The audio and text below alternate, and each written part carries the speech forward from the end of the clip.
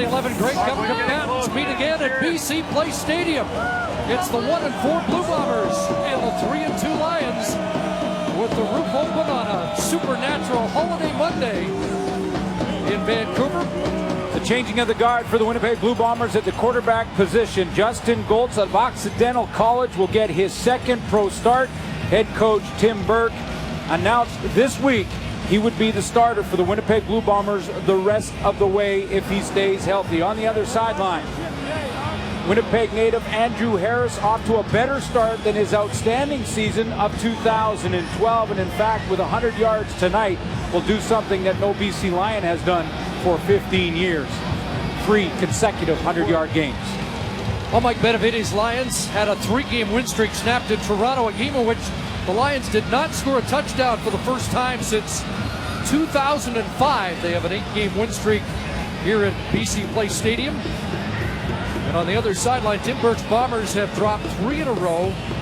Burke, a coach whose specialty is the secondary, and he's not happy with the play of his defensive halfbacks. Well, and some of the veterans that he has been talking about this week, like to see them play better. Aaron Woods is back to return, one of the newcomers in the Bomber lineup, along with Clarence Denmark back. Hugh O'Neill getting set to kick it off. We'd like to welcome you stateside watching this game on NBC Sportsnet. And wherever you're watching on this holiday Monday, hope it's been a good long weekend. O'Neill to kick it off, and it will be Woods. Out of Portland State, and Woods, he gets drilled, and the ball came loose, and who's on it? What a hit by Solomon Elamimian. Lions say they've got the football. We'll wait till they unpile. It is BC football. Stu Ford looks like he came up with the ball.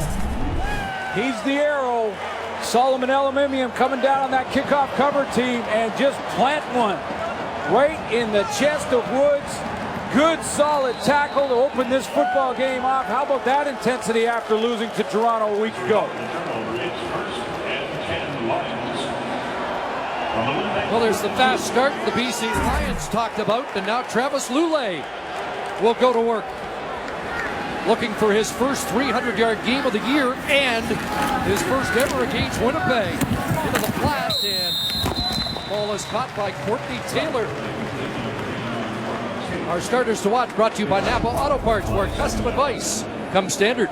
Travis Lulay will get Emmanuel Arsenal back in the lineup. He missed last week's game, and you see Corey Williams in the lineup replacing Nick Moore, who's been the Lions' leading receiver. Dean Valley takes over for Fabian at right guard, and that's a matchup we're going to look at between he and Brian Turner. Kirby Fabian gone for the season. 6 for Courtney Taylor, 2nd and 4. And a crosser is complete, and Marco Iannuzzi upended by Javon Johnson. Let's see where they spot this ball.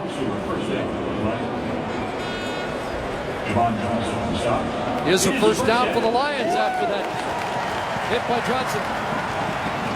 Take a look at the Bombers defensively. Brian Turner's that matchup we're going to look at between he and the interior of the offensive line for BC. 3 sacks in week 2 versus Montreal. His second game back from injury. Disha Dunn gets back in the linebacking core after being on the injury list. And second in the CFL in sacks so far this year, Alex Hall at defensive end.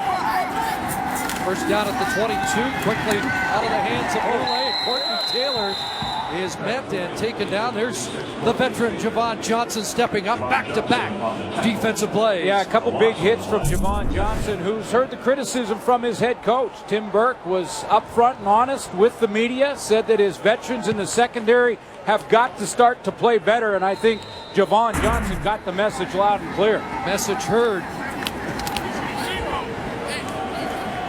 Top defensive player in 2011. Loss of 1, so 2nd and 11 for the Lions.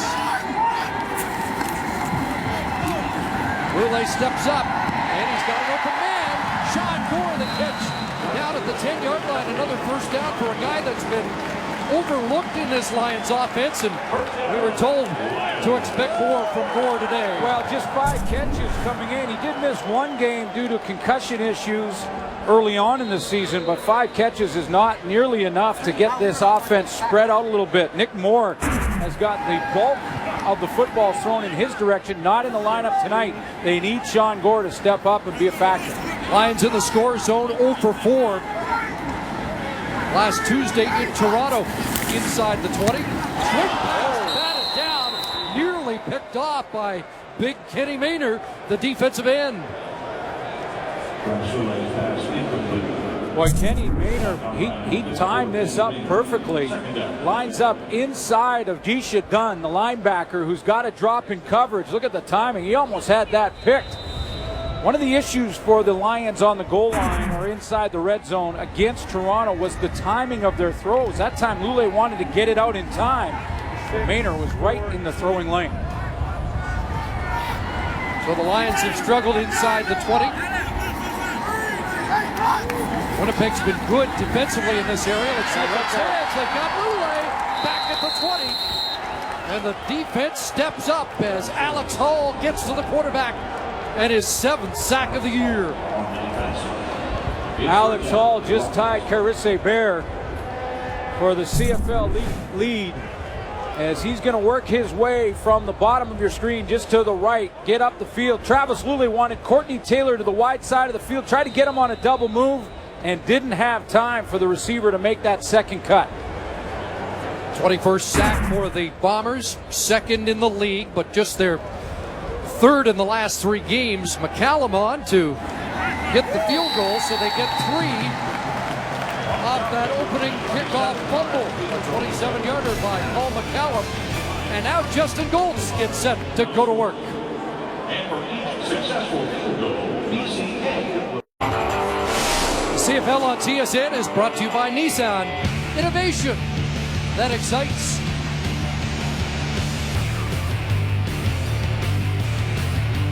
Paul McCallum hitting his 23rd consecutive field goal. Lions strike first here at BC Place Stadium, and Aaron Woods gets set for his 2nd kick return, hoping it goes better than the first. Former Special Teams Player of the Year in the UFL, and out across the 35-yard line. And Goltz in the offense will check in for the first time. Starter for the rest of the way was announced by Tim Burke, so it'll be Justin Goltz's team for the foreseeable future. He does get his star wide receiver back in Chris Matthews. Just 6 catches for Matthews. Missed 3 games of the season with a back issue. How about Jade Etchin last week against Calgary? A couple of TDs, his 1st and 2nd of his career. He's starting to play a lot better and important role in this offense.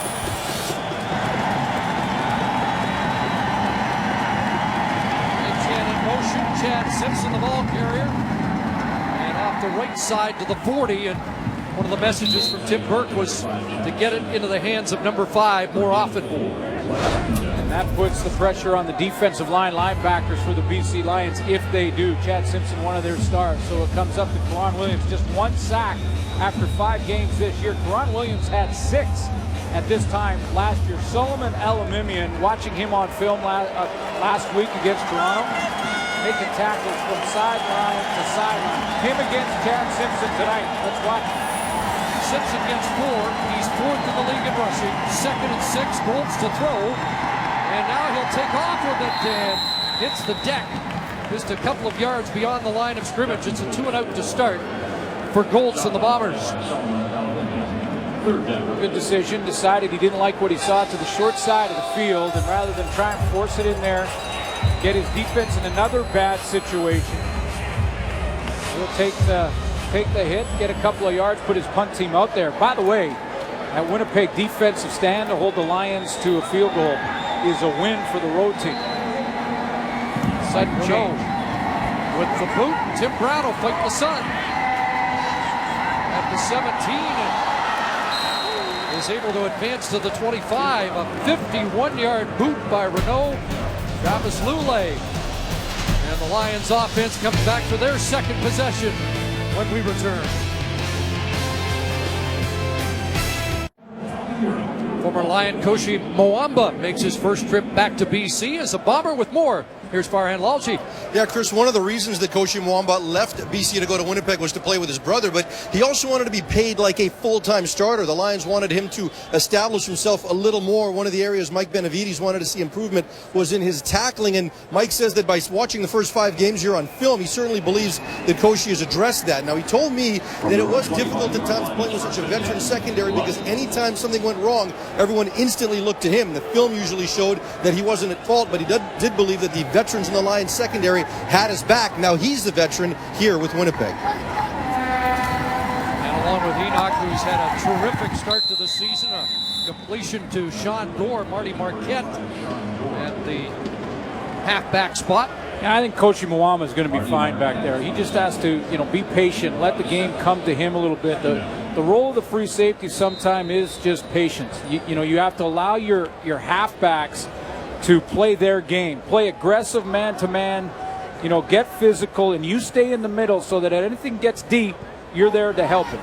Interesting that Travis Lulay thought he might have a little bit of an advantage playing against a safety that he's familiar with. Andrew Harris, his first carry. The Winnipeg product to the 34-yard line is going to be a yard short of the first down. Mike Benavides wants to take a long look at this to make sure as to whether or not he's going to send the punt team out there. It's going to be a full yard and maybe a bit more, and the punt team does come on. Crowd doesn't like that here in BC Place. I think it's the right move at this point in the game in your own end of the field.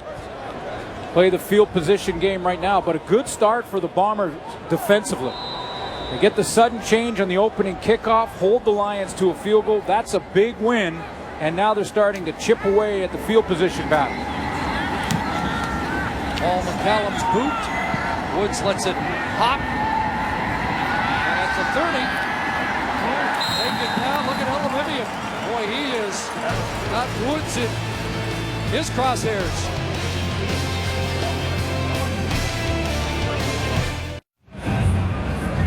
So Justin Goltz, a 2-and-out on his opening series. This is second start. Here's a little bit of a 3-letter man at a small college in California.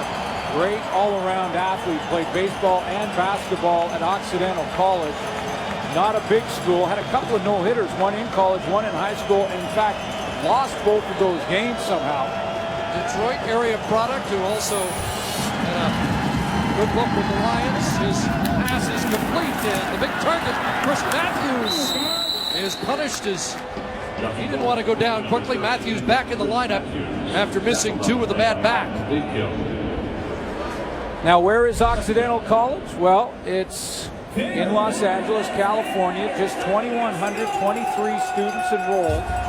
NCAA Division III school. A couple of very big names have come out of this school. Justin Goltz being one of them. He hopes he can take the reins of this Winnipeg offense and cement himself as the starter here. Second in the yard and a plunge forward should be enough for the first down. Barack Obama is not an alumni. He did attend the school for a couple of years, but there are 2 famous alums with football backgrounds. Well, Jack Kemp, and you think about Jack Kemp, in fact, at Occidental College, it's Jack Kemp Stadium that they play in now. And of course, NFL coach Jim Mora. And I know what's screaming out to the fans when they see Jim Mora. Something about practice, I think, I don't know. But Jack Kemp did play with Calgary briefly, and his son, Jimmy Kemp, of course, former CFL quarterback. Toronto. Justin Goltz' turn after his opening first down, hands it off, and Chad Simpson, Big Hill meets up with him, and Josh Bell from his defensive halfback spot closing down. It's a 3-yard gain for Simpson. You spend a little time with Justin Goltz, and you get that sense that you're in the in the presence of a leader, composed guy, well-spoken young man, almost the everybody's all-American type kid. Big, 6'5". Because of his size and stature, you'd think of him as a pocket passer. Although Tim Burke told us he can get out, move around, throw on the run real well. So he thinks he can be their franchise player moving forward. Said that to us yesterday. 3 for Simpson, 2nd and 7. four-man Lion rush, and wide open Rory Kohler. He's got a first down into Lion territory. Kohler, out of the University of Saskatchewan, leads the Bombers in second down conversion catches. That's his 8th. Gets another one there. Good patience by Goltz. And here's a little of that composure that we got a sense of yesterday in talking to him. Well-spoken, was ready to take over. Obviously, he said the play of the young quarterbacks in the CFL last weekend has put a lot of pressure on him, but he just wants to go out and execute. He said, I can't get distracted by it, but they certainly made an impression, and Goltz is doing likewise on this series. There's the veteran Terrence Edwards with the catch and a first down. And he gets a lot of those guys, the veterans, back. Terrence Edwards been on and off the roster. Chris Matthews at that short side, wide out. Edwards, of course, the veteran of 9 years, 5,000-yard seasons, 3 straight for Terrence Edwards. So just to have that veteran in his huddle is going to help young Goltz. And the first down for the former Georgia Bulldog. The receiver fell on the play. Clarence Denmark lost his footing. And that's dangerous in the area of Dante Marsh. Well, he saw it, and that ball, just because Goltz put so much on it, and the timing was there, Dante Marsh just couldn't quite get there, but Clarence Denmark fell. And the veteran corner, looking for his first pick of the year, would have had one for 6. Ball came out of there a little slower. Goltz put some heat on it. Second and 10. And the draw, Simpson, Elamimian there, and Big Hill following up to bring Chad Simpson down at the 34-yard line. It'll be third down, and Justin Pillardi in the field goal unit likely to come on. You know, the call is to try and surprise the BC defense, and I get it, and you're in field goal range, so you don't want to force anything early, but tough to have success and move the chains on a draw play against Solomon Elamimian and a very angry Adam Bighill. Yeah, he's already dealt with one rookie quarterback. Yeah. Although not that Goltz qualifies as a rookie, but second CFL start after Zach Pillaros gave him fits last week in his first Canadian Football League start. So Pillardi from 42 yards out. And that one is hooked into the end zone and to the back line for a single point. Not sure if that went off a hand or not. Bad hold is the issue as Mike Renaud and Pillardi go over what went wrong.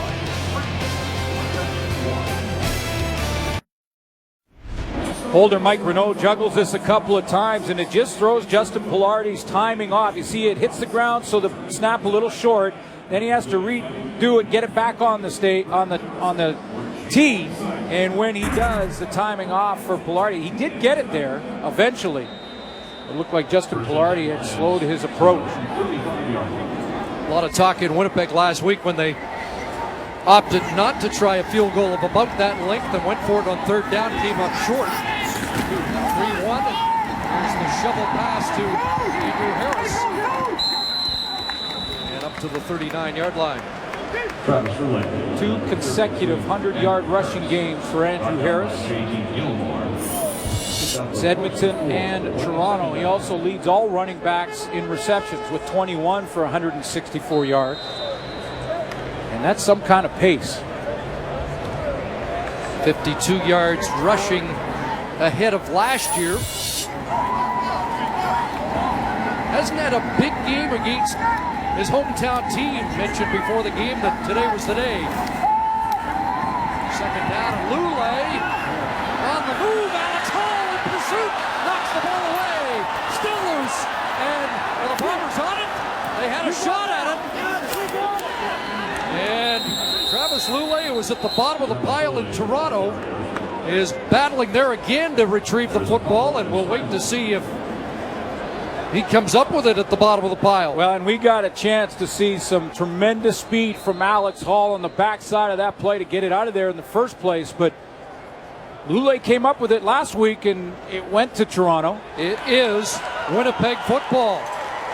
J.T. Gilmore comes up to the bottom of the pile with the football in his hands this time, but tremendous speed from Alex Hall. That's one of the fastest quarterbacks in the league in Travis Lulay, and Alex Hall is behind him and in chase.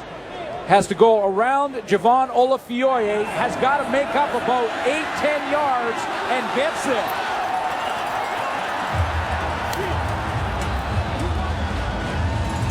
So it's been a big start for Hall, who has a sack and a forced fumble. Travis Lulay can't kick it out, but he could have whacked it out of bounds with his hands and maintained possession.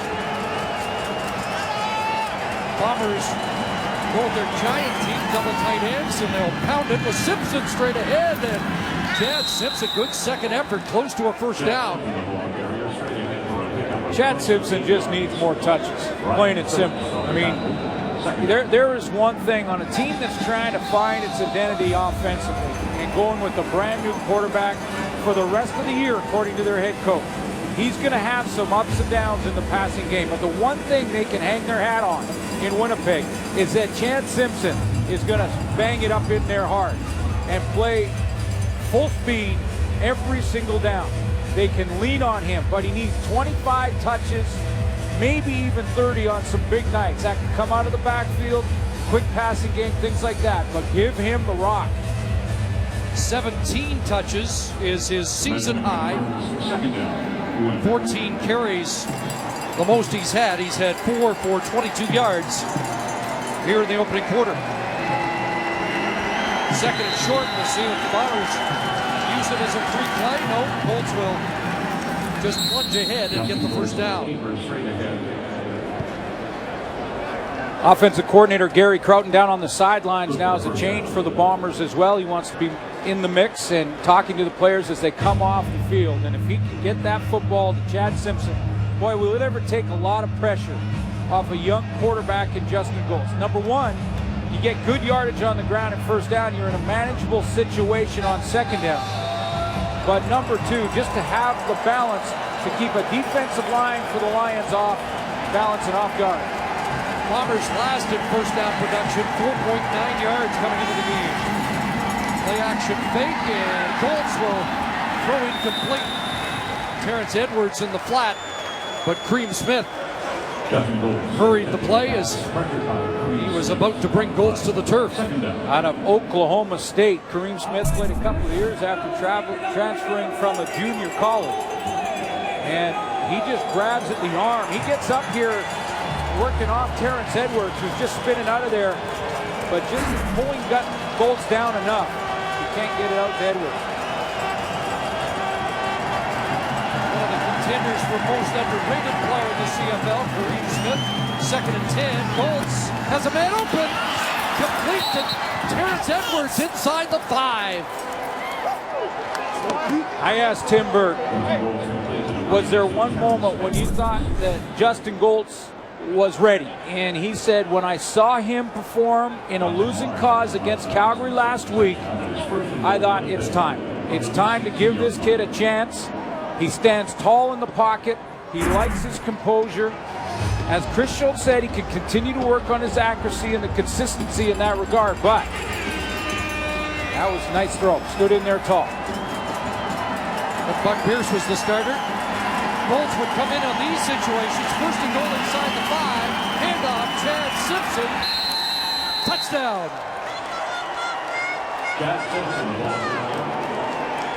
Chad Simpson pounds it in. And the Bombers have their first lead of the day. And this drive caps off with a guy who was involved in a big way in the drive in Chad Simpson. And maybe the play of it was that second and long, Justin Goltz. That short corner route to get him down in scoring range.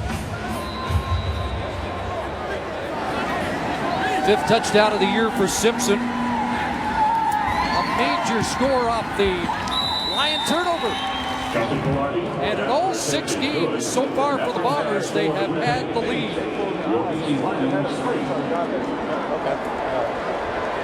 Well, the two things I've noticed differently than I've seen from the Bombers so far this year is they're getting the ball a little bit more balance to Chad Simpson offensively. Of course, they've made the change at quarterback, but defensively, seen a very physical team led by Javon Johnson in the first series, and that sudden change really set the tone when he held the Lions to just a field goal. 5 plays, 35 yards, and a touchdown after the Lule fumble, and Simpson, You know what I'm going to say?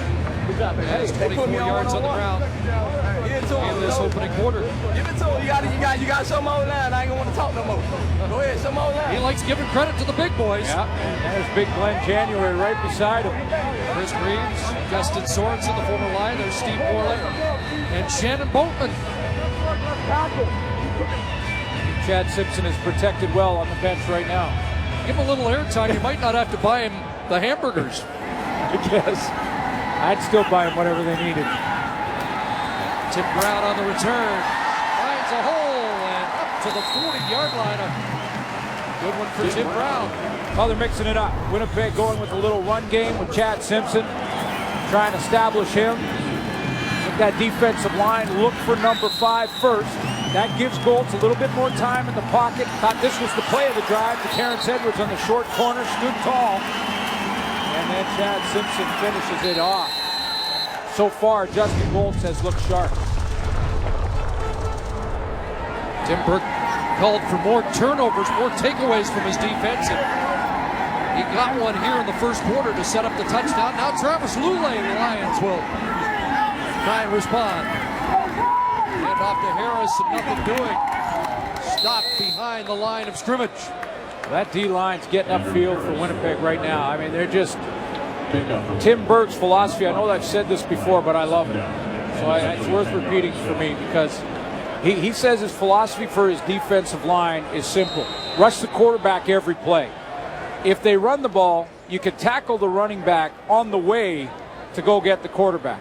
And that's what they've done so far tonight against Travis Lule, and they were in the backfield for Andrew Harris there. Finally got the big boys healthy as Brian Turner, JT Gilmore, back Zach Anderson has not squandered his job. And here's Lule flushed again. He'll have to take off and took a vicious hit there as Marty Marquette had him lined up. And a 2-and-out for the Lions on the final series of the opening quarter. Would start for Justin Goltz. And the Bombers have the lead.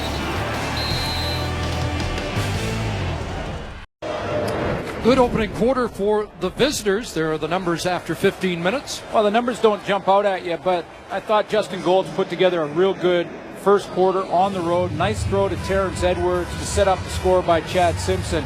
He looks composed, and a lot of pressure on these new quarterbacks in the league all of a sudden with the way they're playing.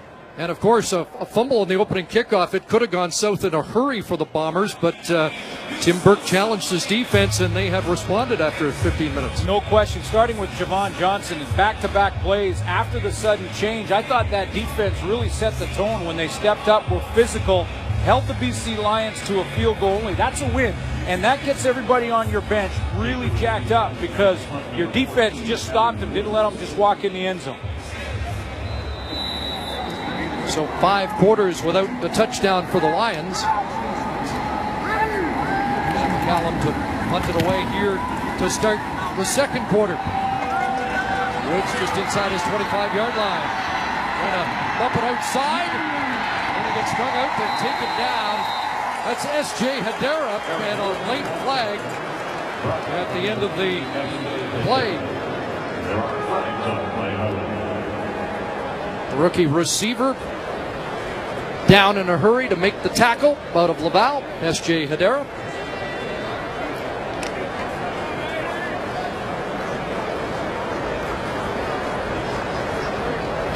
After the play, major foul, unnecessary roughness, BC number 51, and unnecessary roughness, Winnipeg number 20. Spot the ball there, first down. So offsetting Jordan Manichuk and Jeremy McGee, there was not a special team penalty against Winnipeg last week against Calgary. So Tim Burke immediately talks to the culprit on one sideline, while Mike Benavides wants a word with Manichuk at the other sideline.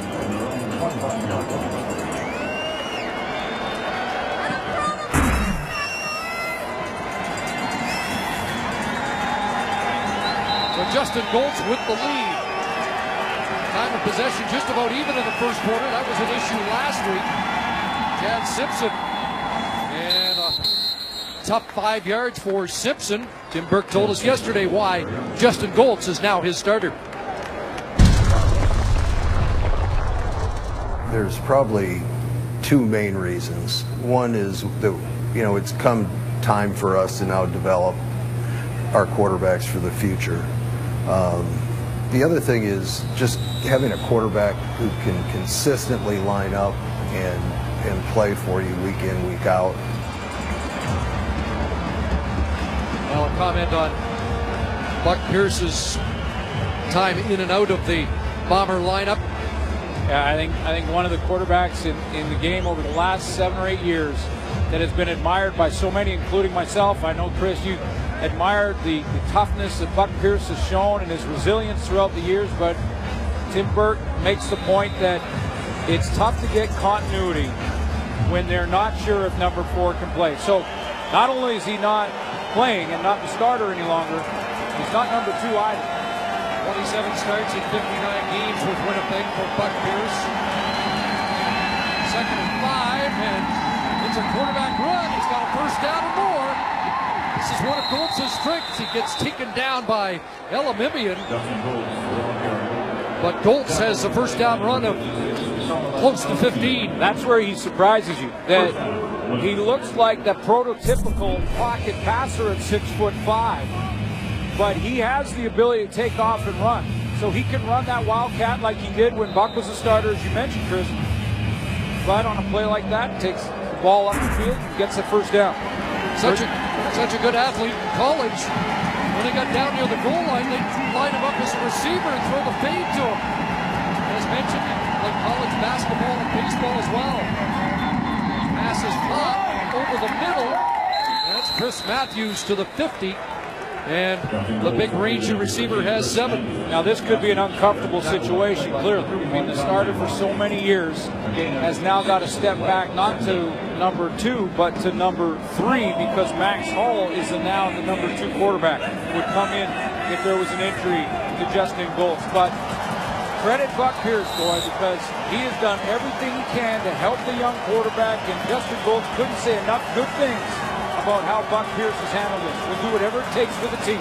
2nd and 3, and straight ahead, Chad Simpson going to push the pile right to midfield and get another set of downs for the Winnipeg Blue Bombers. You know, Goltz talked to us about how Buck Pierce was a guy who championed Justin Goltz when he first arrived in Winnipeg. He's one of the guys who would talk to the coaching staff about implementing that wildcat and bringing Goltz in. He's a fan of what he could do. Obviously hates losing his job. Any quarterback would. But he will support Justin Goltz. You got to admire that. First down, the fake, and Matthews, who was lined up inside, spins down to the 51. Tackle made by Josh Bell, so it's a short gain, and the temper's already short. Pick up a first and 4. 2nd down. On the other side of the ball, you wonder about this BC defense all of a sudden, because just don't seem to be getting the pressure that they have in past years. Only Court Parks in their secondary has an interception. Where has the big play gone from the Lions defense? There's that fly sweep coming around. It's Clarence Denmark. And Corey Banks steps up to nail him just a yard beyond the line of scrimmage. The veteran in his 10th year wasn't having any of that. Held him short at that end. I want to show you a block, first of all, though, on Karan Williams by Rory Collard. This comes down as receiver. This takes a little courage. He's got to get a piece of him and gets a nice shot on him right here. And that just allows his teammate to get out to the outside. Now it stopped short. Corey Banks, nice sure tackle in the open field, but that's a big block by Cole. Now Mike Renault looks for the corner. Tim Brown going to let it fly into the end zone, and Renault unable to pin the Lions. It will go for a 68-yard rouge. as the Bombers now lead 9-3.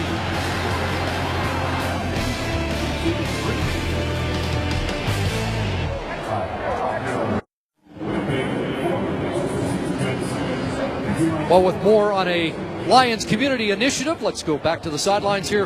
Again, is Farhan Lalji. Be more than a bystander, Chris, is the name of the program. Angus Reid, you're heavily involved. Tell us about it and why it's making a difference here. Well, it's been a very successful school program, and what we're doing is basically empowering everybody to be more than someone that just sees bad things happen around them. This is focused on violence against women, but it's easily against bullying or any wrongdoings. Everybody can stand up and do something. Tell a teacher, do something about it. So it's really empowering people to be more than a bystander and be a leader in their community. Why does this program mean so much to you personally? Well, you know, I was blessed to have a good upbringing, and I didn't have to have the problems that people deal with.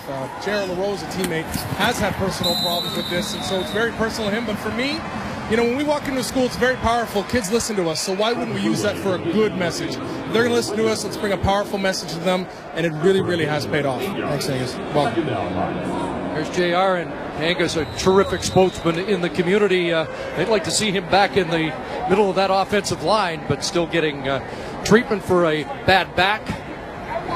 And the BC Lions announcing just today that they made a trade with Calgary for Steve Middleton to get a little bit of offensive line depth.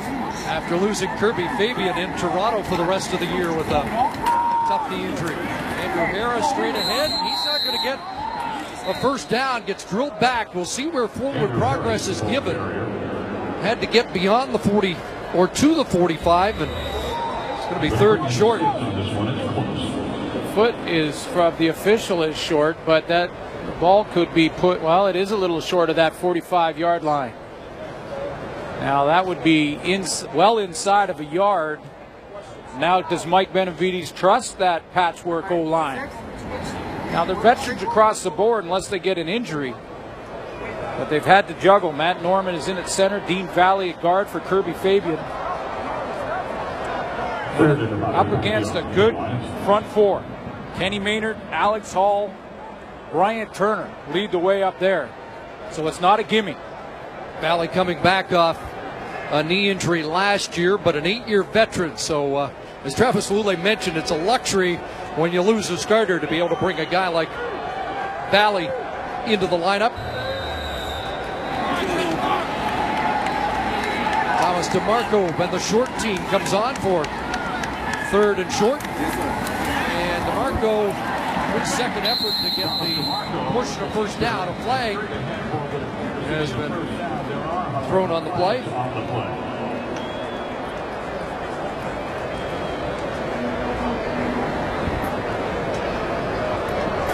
Offside. Winnipeg number 91. 5-yard penalty. First down. So JT Gilmore lines up offside.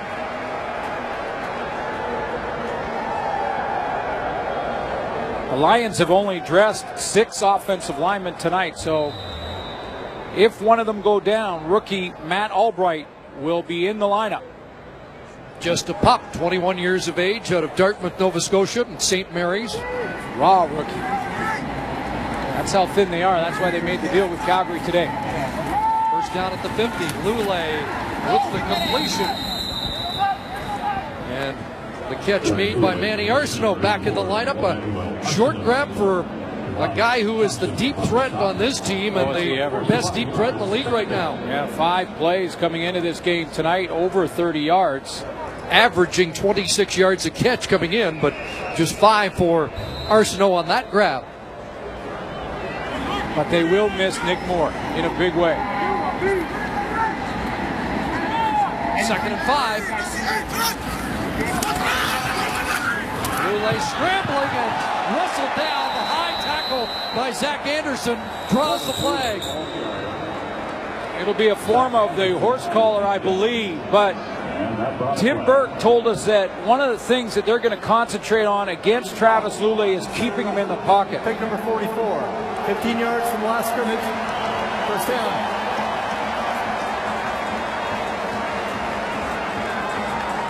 He hits him straight up, and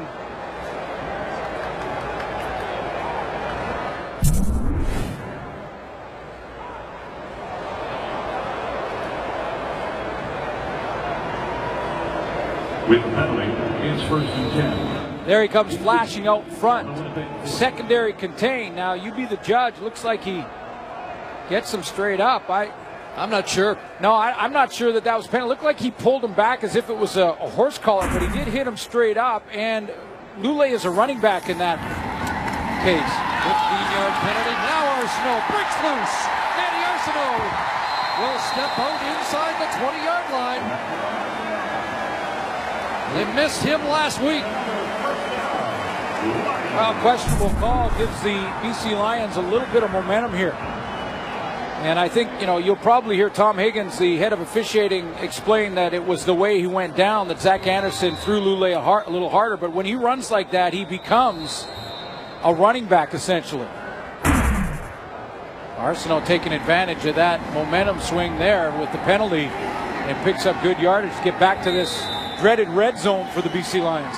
So 15 yards on that penalty to Anderson, 20 as Lule hooks up with Arsenault once again. And the Lions now 1st and 10 from the 20, their second trip to the red zone in this game. They take the end around and now look into the end zone. Gore! Touchdown!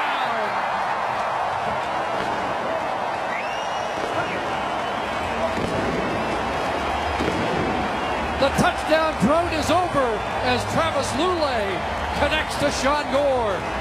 That was 131 games since they hadn't scored an offensive touchdown in a game against Saskatchewan in 2005. Get right back on track with that throw to Sean Gore and tremendous play action. Freezes everybody defensively from Travis Lule. Second touchdown of the year for Gore, who's had just one catch since week 2 coming into this game. But a touchdown grab here. The BC Lions have the lead.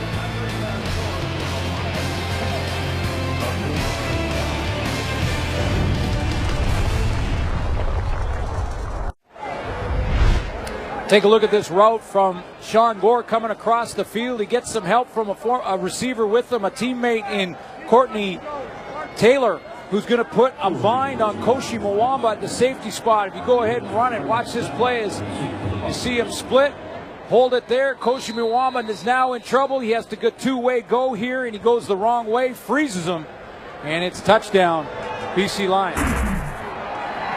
And Woods on the return, skips across the 30. 7 plays, 75 yards for the Lion touchdown. Even Travis Lule said yesterday, I was a little surprised when I saw that Gore hasn't been getting the ball much, and he has been a focal point so far in this first half. Yeah, picking up the slack for Nick Moore. You look at last week's game, for example, Chris, Nick Moore had 116 yards receiving by himself. The rest of the receivers for Travis Lule combined had 120 yards. So they needed to spread that ball out a little bit, especially with Moore out of the lineup. So Sean Gore taking advantage of that opportunity. They've used 5 different receivers tonight. Josh Bell has been injured on that kick return. He's getting attention. So we'll step out with 7 minutes to play here in the second quarter. Thursday, the CFL on TSN continues. The Argonauts kick off against the Alouettes. Big Eastern matchup. Live coverage gets underway 7:30 Eastern, 4:30 Pacific here on TSN. And real tough news today. We learned that Jamel Richardson's out for the rest of the year with an ACL injury. GM Jim Pop takes over as head coach for the Montreal Alouettes in a very newsworthy week in CFL. At the 31, back to work. Chad Simpson, and a first down run for Simpson. Let's go back in this opening half. Sorry, Chris. Let's go back to the Lule touchdown. Let's show you some great play action here from Lule. Just to the right of your screen, you see the quarterback in the shotgun. And watch how he's going to fake it to, first of all, his running back, Andrew Harris. Now here comes Arsenault. He looks right at Arsenault before turning his vision back down the field. And then with traffic around him, calmly steps up and finds Sean Gore. 2 play actions to freeze the defense, and then finds Gore as he steps up in traffic. 8th touchdown pass of the year for Lulay. The mark for Simpson was just short of a first down. A chain link or two short, so second and an inch or two for Tim Burke.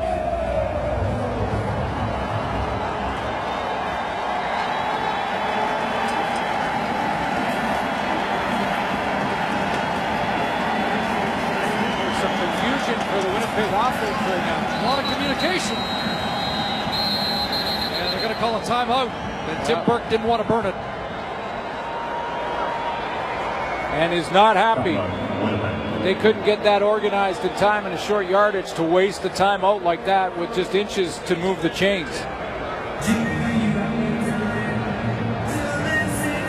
Barry Croton with the young quarterback. Well, As you could tell when they broke the huddle there. Everyone was asking everybody else, what it got here? What was the call? Some confusion. Got to be clear and concise in there. Now, some may wonder, would Max Hall come in and be part of the short yardage now that Justin Goltz is the starter? That's not the case because Hall is more of a pocket-type passer, according to Tim Burke. And they'd rather just leave Justin Goltz on the field for short yardage. And they will plunge ahead, and that should be enough for a first down for Goltz. But Tim Burke doing a slow burn on the sidelines. There's a lot of pressure on Tim Burke and his coaching staff and management in Winnipeg without question. And I have to say that with Tim Burke's time on the sideline, I think as far as game management goes, there was one issue when he first took over back in the Labor Day game in the Banjo Bowl rematch.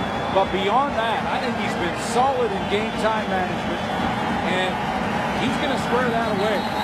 Looks like the Bombers were offside, and play has been halted.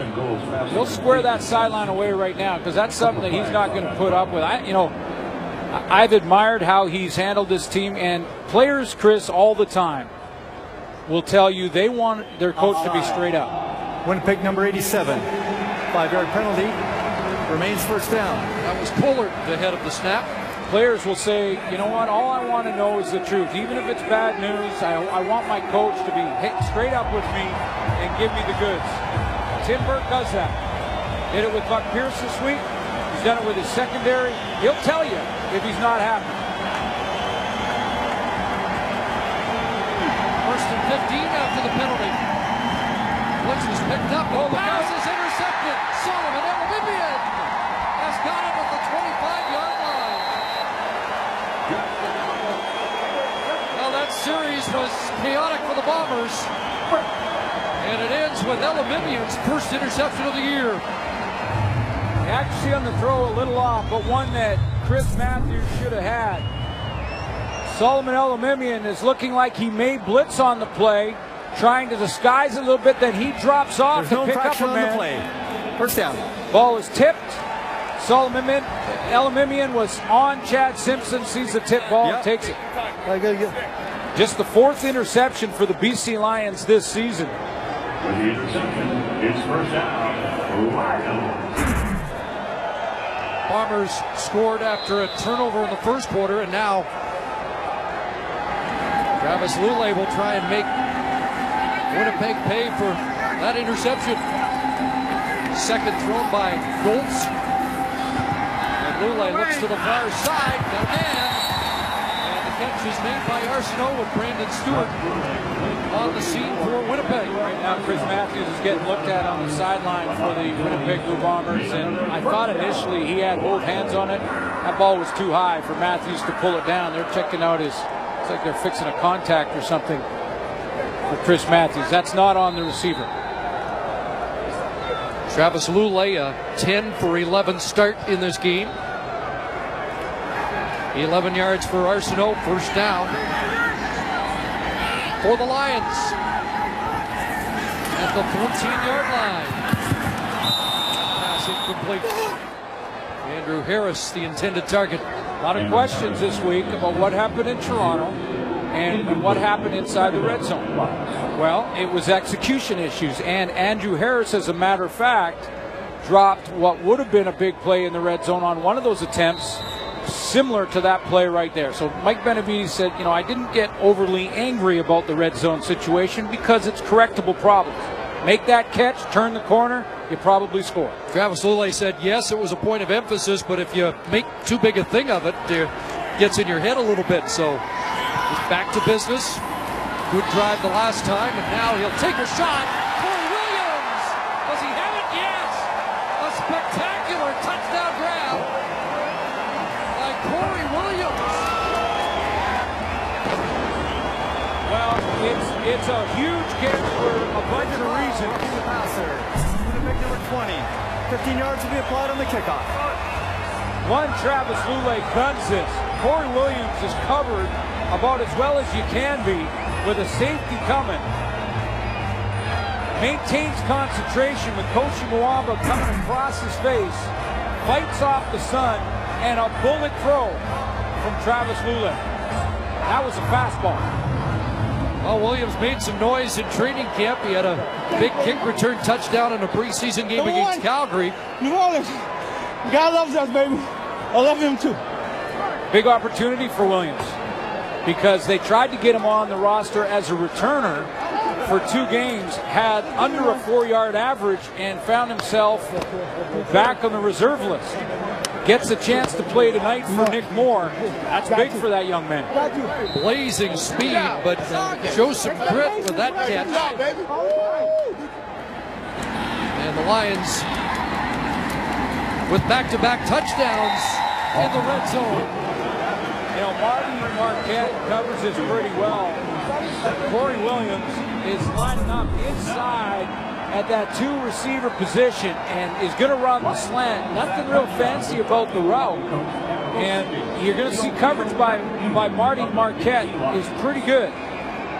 Now, I think Marquette will go to Koshi Mwamba, who Farhan talked about in the first quarter, and say, hey, if you're going to come across from inside out, put your helmet right on the 8, and we'll see what happens from there. But take a look at that roughing the passer that was tacked on after. Called 20. Jeremy McGee looked like it was Ian Wild. Give me a chance, I'm going to take it. I think Marquette covered that pretty well. Now, I'm not surprised that Travis Lulay will take some shots at him. He's the newcomer in the secondary at halfback.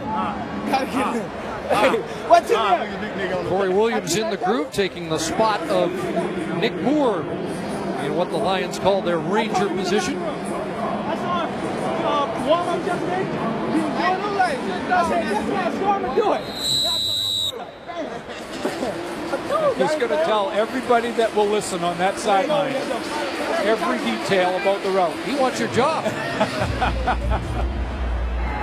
Hugh O'Neill kicking it off from the 50 after that penalty. Woods trying to flip the field. Runs over one guy up to the 30. Wow. That was Adam Big Hill he ran over. Check that. It was Kyle Jones, reserve linebacker, who got some tread marks left on him. How about Woods? Young Aaron Woods out of Portland State took a big hit, and Adam Big Hill, it was Big Hill, you're right. And then kind of runs through the arm tackle of Jones, but that's middle linebacker, folks. Aaron Woods just lowers his shoulder. He took a big hit, coughed it up on the first kickoff, and there's a little payback. Elamimian got him, but he just got Adam Big Hill. Little hits inside, and Clarence Denmark, the catch, flags down. If I was picking an all-star team right now, Solomon Elamimian is leading the list. I mean, I might put him at quarterback on my all-star team. Now, wait a minute. No, I'm just, the guy, I'm watching him on film. BC number 9. 5-yard penalty. Repeat first down. Ron Williams offside. I'm watching this guy on film now after every game. You watch, get ready for each game we have, and we get the coach's film now. This guy is playing sideline to sideline, has 3 tackles tonight, an interception tonight, a forced fumble tonight. I mean, the guy is all over the place. And Simpson across the 40-yard line. That should be a first down. And big series for the Bombers here after back-to-back Lion touchdowns that have given them an 8-point lead. Now this is, your young quarterback has got to face a lot of different types of adversity, and he's got to work through them all. And one of them is to be on the road and be down. That's something positive. A couple of first downs. Lions with 10 points on turnovers in the game. The Bombers have a touchdown off a turnover. And again, Chad Simpson.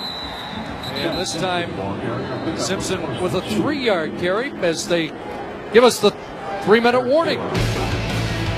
Corey Williams has a souvenir, and the Lions have the lead.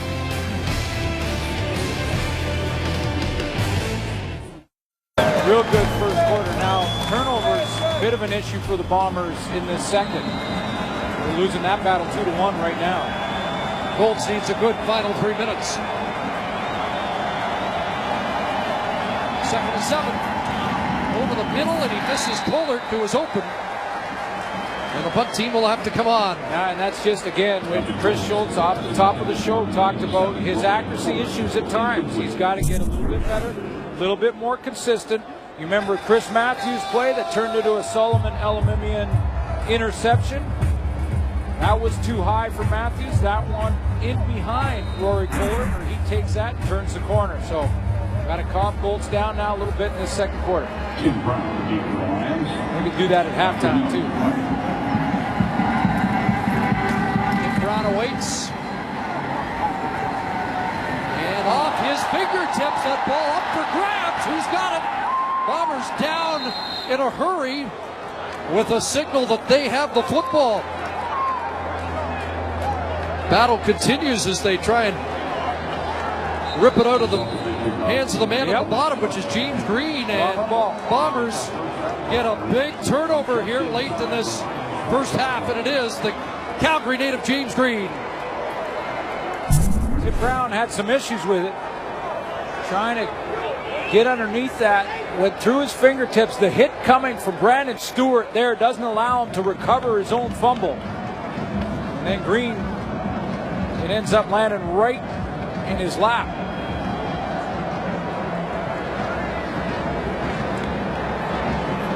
Heard the footsteps of Brandon Stewart, and what a big break that is to flip the field for the Bombers. And a crucial moment for Justin Goltz. See if he can reset. Ball at the BC 21. 5 receivers out, and he skips that pass short of the intended target, Chad Simpson. He got a little bit of pressure there from Josh Bell, but again, I think, Matt Dunnigan would tell you that Justin Goltz needs to plant his feet here a little bit. And he's going to get Simpson quickly to the flat, and Simpson has lots of room to turn the corner and run here. Big Hill's picked up, so is Elamimian. Plant your feet, get it out to your running back. He's got room to go, probably pick some 10 yards there. Jade Etienne checks into the offense. He had a couple of touchdowns last week with a loss to Calgary. 2nd and 10. Here comes the rush. Underneath, Chris Matthews, the catch, and the first down. A big one for the Bombers as Matthews gets inside the 10. Well, I was about to say, Chris Matthews had to turn it up quickly. Don't get caught going laterally there. He was about 4 yards short of the first down when he caught that. Comes from the tight end underneath. He's the right side tight end, comes across the formation, turns it up nicely, and brought down by Ryan Phillips. Playing in his 150th game, Ryan Phillips, terrific veteran, 1st and goal, over the middle, and another pass off target in the same vicinity. That might have been tipped. I think it was. Solomon Elamimian came on the blitz again. Now Justin Goltz is going to see blitz down in this part of the field. And that's about 3 plays in a row that the Lions have brought some heat. Watch number 56 here. I believe he gets his hands on this roll. Right up A gap, and he does. Adding to his first half numbers. Solomon Elamimian, 2nd and goal. Bolt's now rolling. And he'll lob it into the end zone. Touchdown. Now, was he across the line of scrimmage? Yeah, there is a flag down there, and it looks like he was beyond the 9-yard line. He's celebrating, but is Murray Clark going to take it off the board? There is a flag on the play. Ball was on the 9-yard line, as you mentioned. Did a little point guard jump, and we'll see if he straddled the line properly or not. The officials are conferring now to make sure they've got the right call. And it's going to be close. I mean, he jumps. I believe he put his foot when he jumped to that little point guard throw. He was on the 10 when he jumped. That should be okay. Little forward pass. Winnipeg number 18 was over the line of scrimmage. Major foul, unnecessary roughness. Number 31, BC. Half the distance to the goal line, automatic first down. Wow. Dante Marsh gets called, so Get automatic first down. Tim Burke might still challenge this. Let's have another look. Yeah, I'm not sure if you can win a challenge. First of all, there's a ref right on that 9-yard line. Now here comes Golds. Now watch, he takes off from the 10. Now He's over. I think he lets go of the ball. He's about the 8-yard line, flying through the air. After the penalty, they flag from the Lions. big break for the Bombers. The Marsh penalty extends the drive.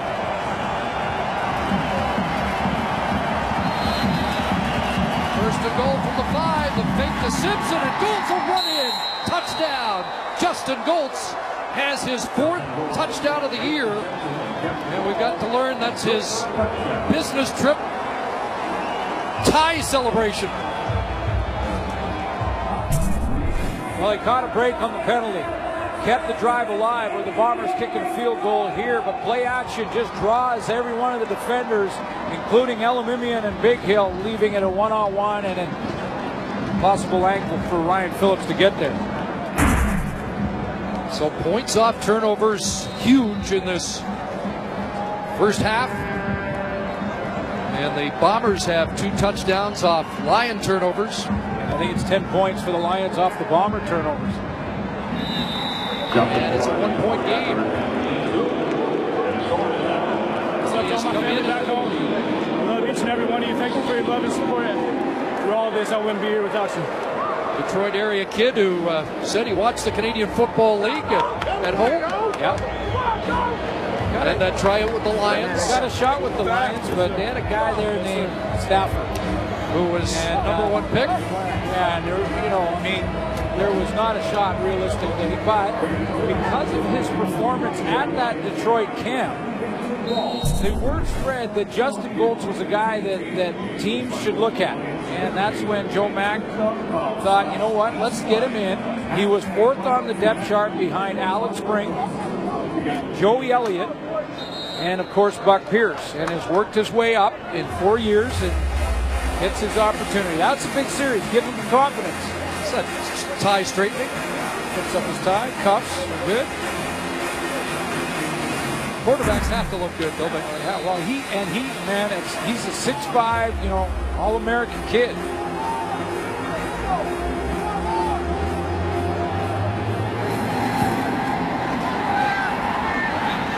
Pilardi with the boot, and here's Tim Brown after the fumble, trying to atone.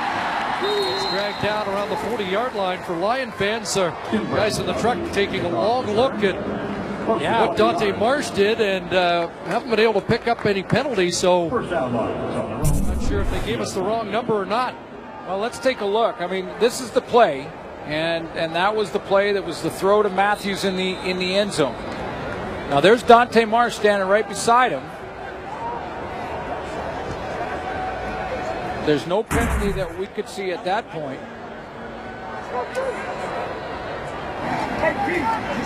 Now, it came late, and I'm wondering if Marsh may have said something. Long out from Lule to Corey Williams, who will step out. Minute 39 left in this first half. So we're going to keep searching with 31 to see what happens. Let's keep it running here. And First down, Lions. that was J.R. LaRose with that little push, but that's not a penalty. Dante Marsh keeps walking, and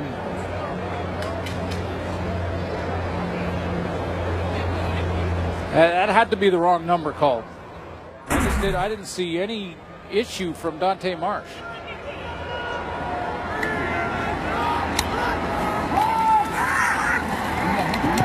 Ole is dropped as they get to the quarterback, and Kenny Maynard has the sack. One in each of the first 3 games for Maynard, and he gets his 4th sack of the season. They have a competition within the team, within the defensive line, how many they can get. And I think that's how you do it. You just, you can hold each other accountable. These guys can get up the field. 2nd and 15.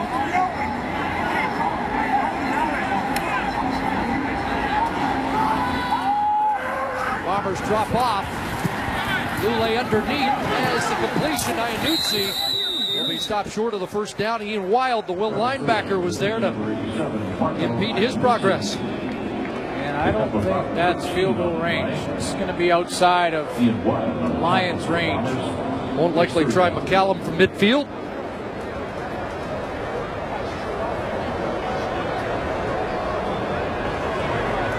And about a 57-yarder. 3rd and 3, and Mike Benavides also from Bomber territory, not willing to gamble 3rd and 3.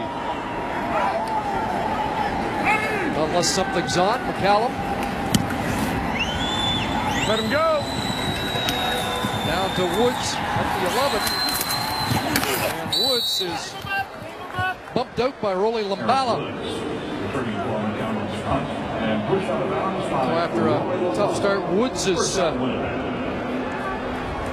been effective. Yeah, bounce back.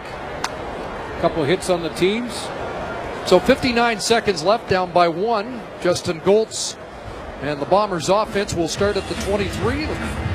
See how much risk they're willing to take here. Well, by the looks of the demeanor in the huddle, I think they're going to just take this down by 1 going at halftime, but he is in the shotgun.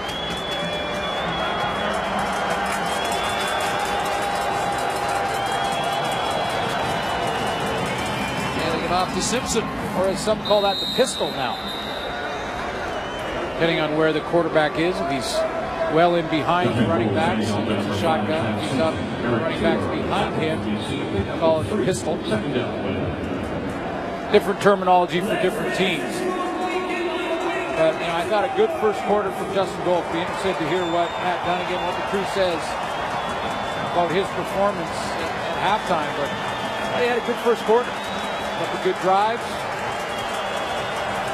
4 throws in the second. Let's bounce back.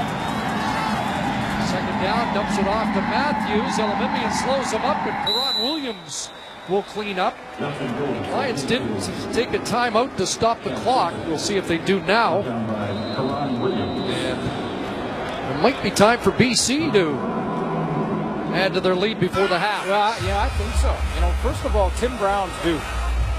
He really is due for a return. And had a couple of long ones called back against Toronto a week ago. But he gets 10 yards on this return. Travis Lule is 2 plays away from field goal range.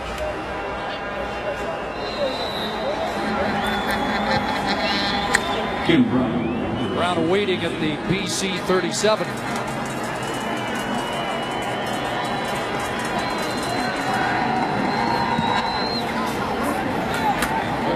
Drive him back 5 yards further.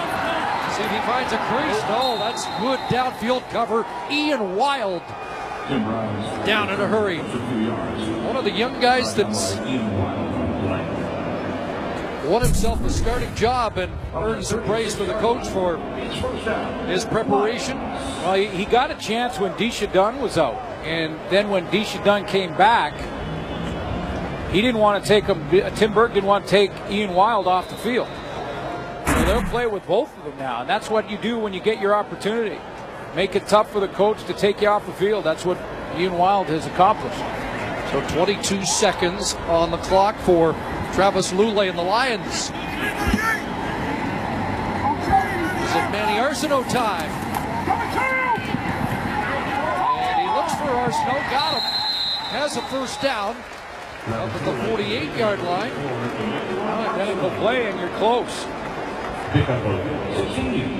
20 seconds. If you're efficient, you can get 3. Squeeze 3 plays out of this. A little surprised only 2 seconds came off the clock.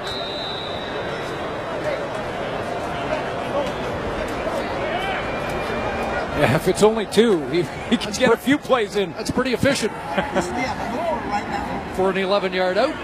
They need just under 20 yards to get into McCallum range. They dump it off Andrew Harris. Trying to get to the sidelines, and Javon Johnson tosses him down and keeps him in bounds. Good play by Johnson.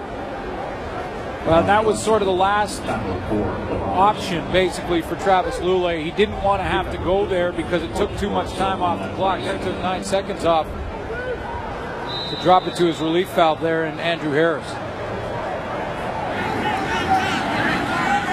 So at the 48, clock draining. And a flag as we've got a pre-snap penalty. It's difficult for defensive back like Javon Johnson in plays like this. Can't give up the big play over the top, so he's got to give a little bit more room. Procedure. BC number 54. 5-yard penalty. Remains second down. Against Dean Valley. But he's got to give you a little. He's got to give his receiver a little bit more room because he just can't give up that big play over the top. So that's why you see teams work the out. Right? You work the sideline, get the ball out of bounds, reserve the time on the clock. This will be it for the half. Williams and Arsenault will both line up to the near side. They're the vertical threats.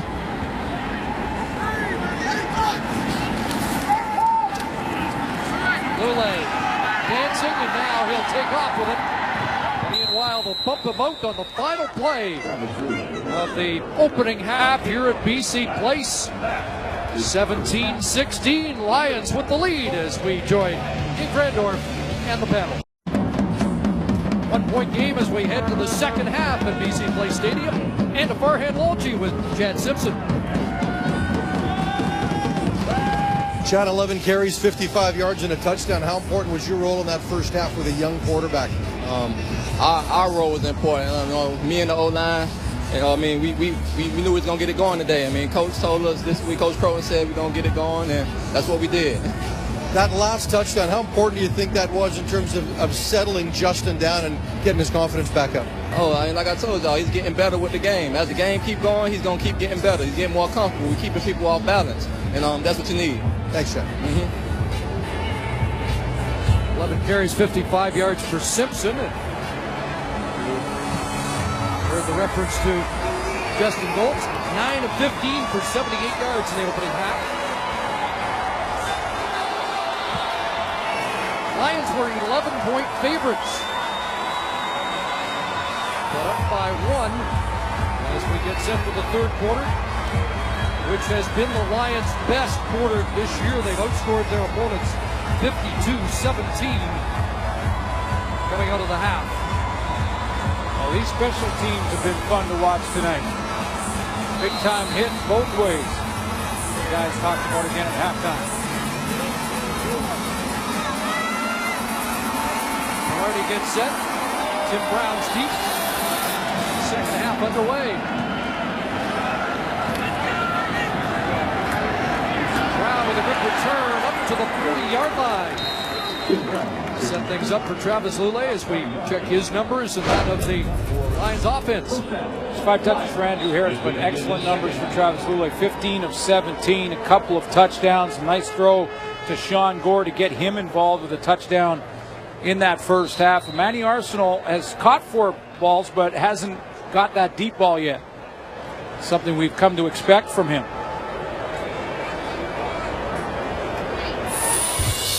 So just beyond the 40.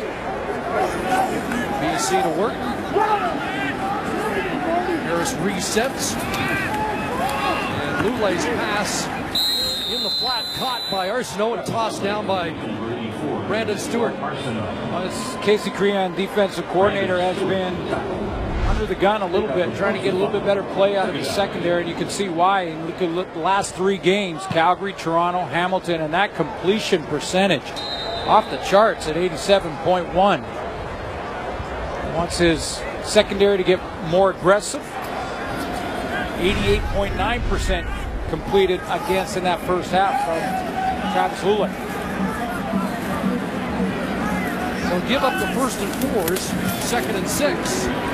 Lulay looking for a lot more. Corey Williams in a battle there with Alex Suber. Pass incomplete. And a 2-and-out to start the second half, provided by the Winnipeg defense. Some fans wanted a pass interference. No, I don't think so. Alex Suber was in good position on Corey Williams here. Ball's thrown to the outside. He looks back, gets his right hand up to knock it down.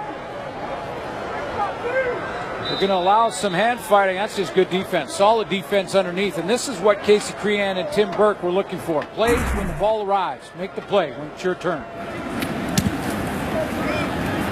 Callum's boots, and Aaron Woods' momentum takes him out around the 25-yard line.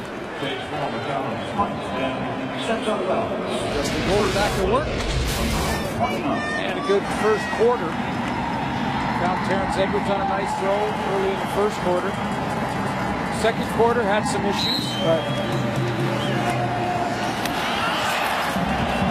as Matt Dunnigan mentioned, he made some good decisions in the game. That was a touchdown run just before the end of half. 16-11, the time of possession in favor of Winnipeg, coming off a season low in the league of 21 minutes 45 seconds in the loss against Calgary, and the Bombers are last in that department, so an improvement in part because of Chad Simpson, but there's Elamimian, who was as good as anybody in the first half. Oh yeah, closing that hole. 4th tackle for him, but there's been more than that. Interception, forced fumble, lots of hurries, and that fumble was the opening kickoff. Big guys playing downhill today. Oh yeah. 2nd and 9.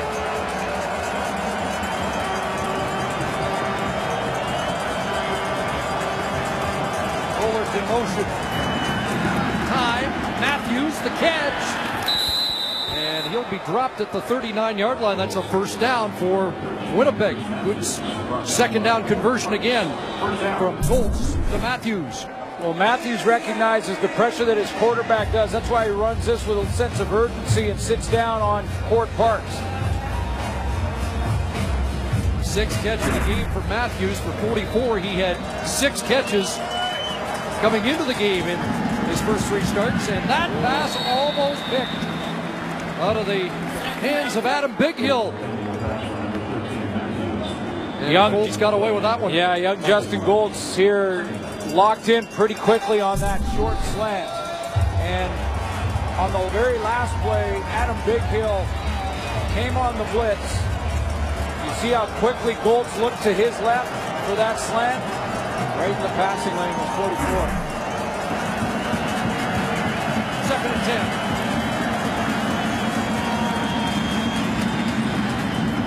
Pass for Etienne, incomplete. He was being tracked by Elamimian. Punting situation for Winnipeg. Looked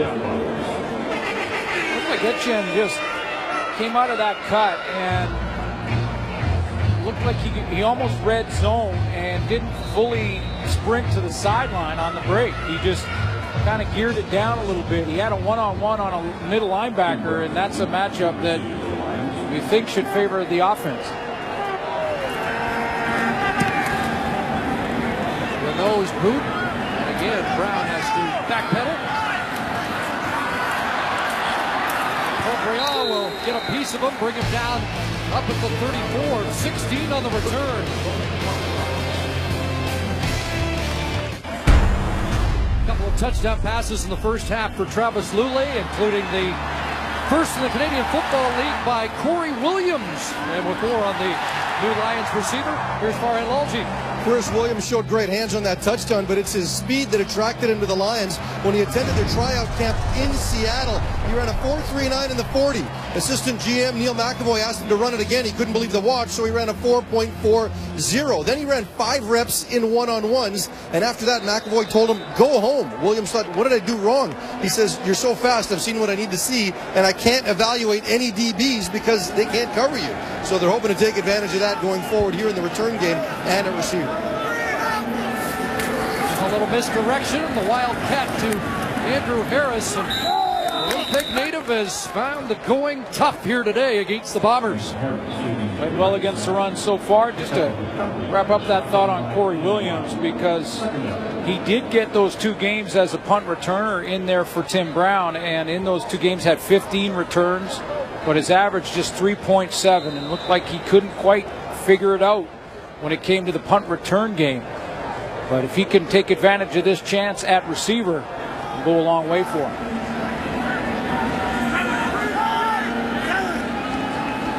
Second and 8 BC. Draw play, and it might be opened up for Harris. His best run is a first down to the 45, tackled by Marty Marquette. 10 for Harris, looking for his 3rd consecutive 100-yard game. Well, the entire Winnipeg bench, as soon as they saw this handed off underneath to Andrew Harris with that big hole and guys out front blocking for him, they were yelling and screaming, draw, draw, draw, hoping to get the attention of their defenders on the field.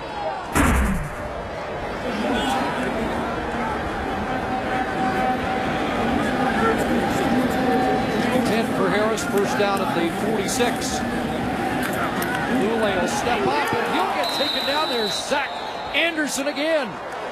Native of Sault Ste. Marie, Michigan. Like it was just behind the line of scrimmage, so it'll go in the books as a sack, I believe. And that would be their 4th sack if it is registered as a sack. And number 4 for 44 on the season. Nice swim move on Matt Norman. And they were very high on JT Gilmore. He went out early with a calf injury. Anderson's in and he's claimed the job. Corey Williams was about 4 yards offside. So quick, he was hoping they didn't see it. Yeah. Well, that is speed. You know you got speed. Offside. BC number 8. 5-yard penalty. Remains second down. You know you've got some speed when the coaches that are timing you ask you to do it again. Do it again because my stopwatch must be broken. Did it again and it was the same or better. Okay. You're a keeper. But he's got to turn that speed into big plays, and that's there's a lot of guys that run fast. 2nd and 17 for Lule. Has to scramble around and now looks downfield and overthrows Sean Gore. Missed an opportunity there. Gore looked open. And the Lions will have to kick it away. Run a bunch formation, the BC Lions, but usually you see the bunch closer to the line of scrimmage, closer off the tackle there. This time they widen that bunch a little bit, and Gore's the outside receiver on the bunch. Now Lule, when he scrambles, he wants to throw it to a spot and let Gore run underneath it, but just as he's moving, his momentum took his follow through, took that football right out of bounds.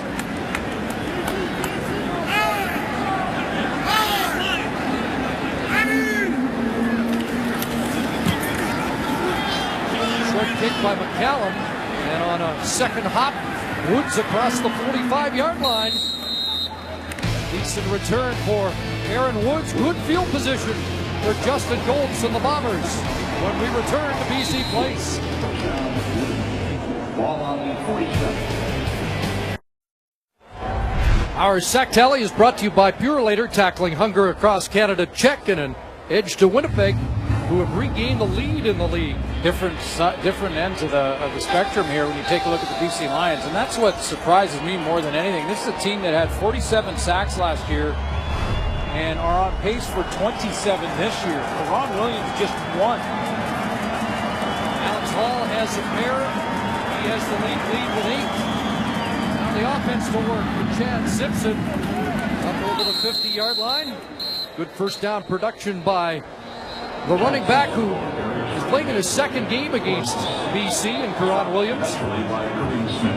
That's the guy he's going to play against most of the night in Glen January as they continue to talk to each other after plays. But Karan Williams, as I mentioned off the top, had 6 sacks at this time last year. Finished the season with 12. Now, I know sometimes sacks are overrated. It's about hurries and all that. Now, they're getting to move inside and out this year a little bit, although over the last 2 weeks, he's played predominantly a defensive end.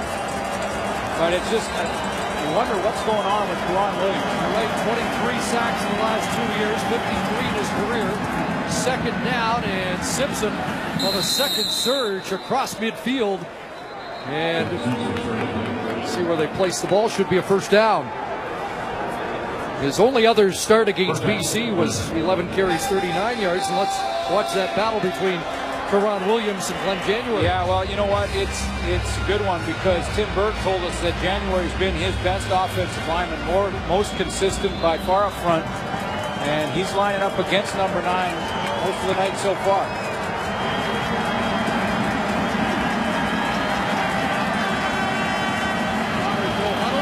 First down, Lions 52. 5 receivers and a draw to Simpson.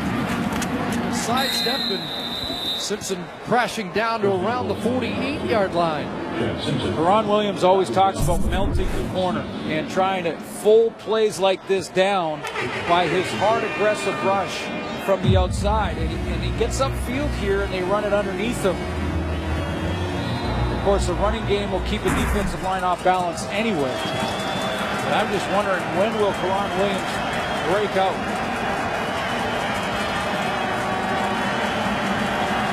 Easy situation here, 2nd and 7.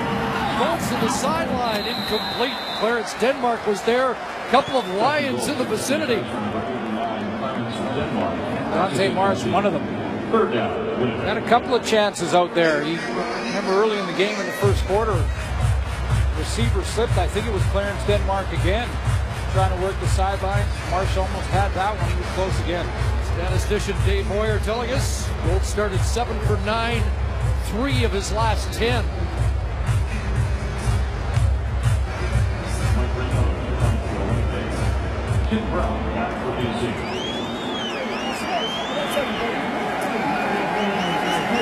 Renault trying to pin the Lions. Line drive boot. And that'll bounce down inside the 5 and into the end zone. And Tim Brown will put a knee down, and it's a tie game here on a 59-yard single by Mike Renault. Travis Lule will try and break the tie when we come back.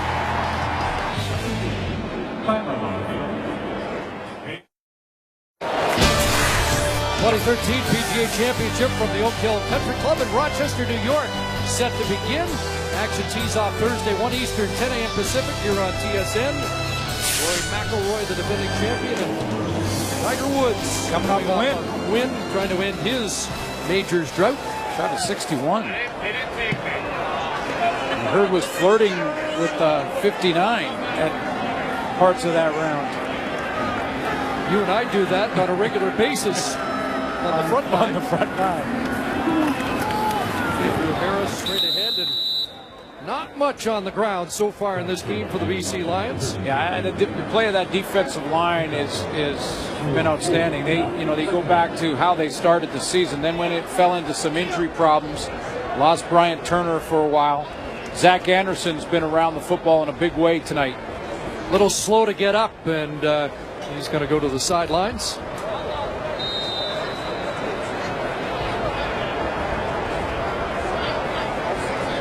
And in a passing situation, extra DB checks in.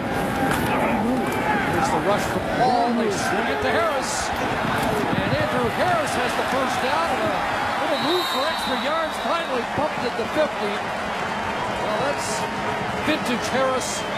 And a first down grab of 12 yards. And Harris starts out in that backfield. You can see him to the left of your screen, and he's going to get an angle on Ian Wild, the linebacker coming from inside out. Now all he has to do is outrun that angle and get the corner. He does that, and he's able to move the chain.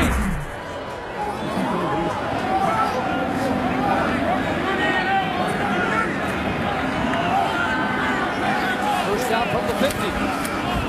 Lule looks to the sidelines. He's got Harris again, matched up against Wild, the one linebacker.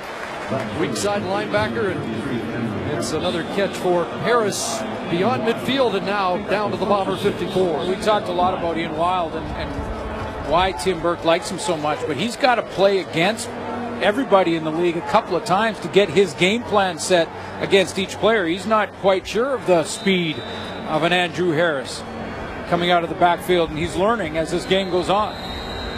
6 more for Harris, who came into the game with 21 catches on the season. And that Corey Williams took a knee near the BC bench, and that's why play's been halted.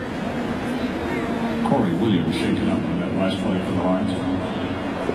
He was making his way to the sidelines, and coaching staff will tell him just to take the knee so they can get the right substitution. Yeah, you can't. You don't want to walk off the field if you're a little nicked and surprise everybody. You can't get the substitution off. You want to make sure you get the right personnel on the field.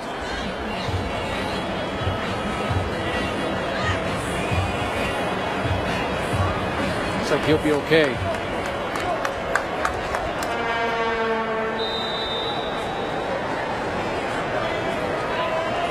And we'll have to sit out for 3 plays, though. Mandatory.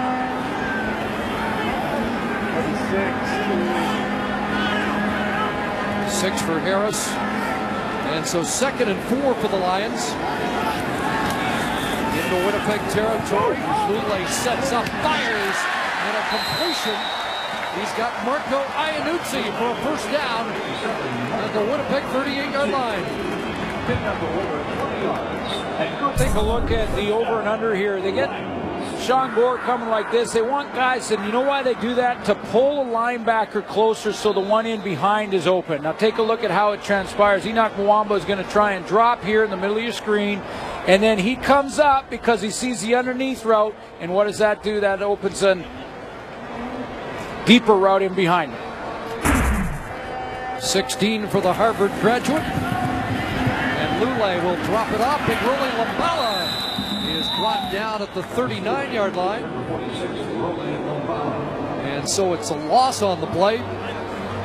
2nd catch of the year for the fullback, and neither have netted any yardage so far. But absolutely crucial, and one of the most valuable players on this offense when it comes to pass protection for Travis Lule, lead blocking for Andrew Harris. In fact, a guy that in a pinch, in an emergency, could probably play in the O-line.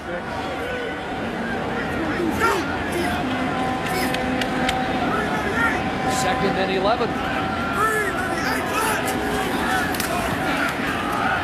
Lule has time. He's looking for Bradley Taylor, incomplete.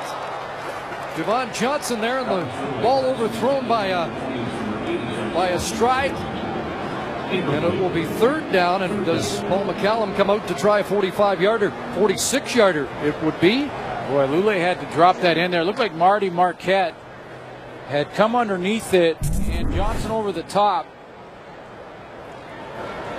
3 receivers into the boundary. In fact, a 4th if you count Andrew Harris. He's actually going to block, but there's the corner route.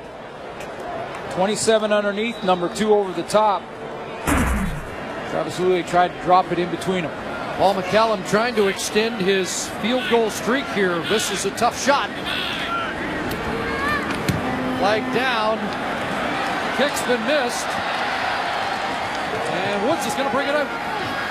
Here's Aaron Woods up to the 15 before he's taken down. What's the flag? This is brought up by number 14, Aaron Woods. There is a flag on the play. McCallum had 22 straight coming into the game, has hit once here tonight. And does he get a reprieve, or is the penalty against BC?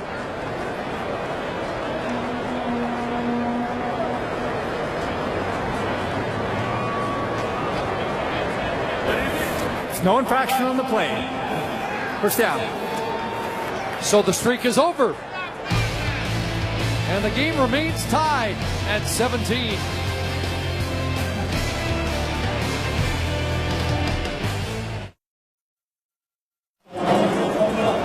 Game tied at 17, and since 2009, these two teams have split 8 meetings. Lions won both last year. Bombers won both games in the regular season in 2011.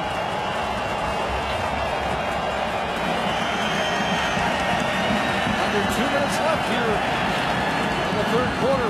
Justin Gold's under pressure, and he will be dropped. First sack of the game for the BC Lions. Brandon Jordan got there. He got some help. And Jordan with his second sack of the season.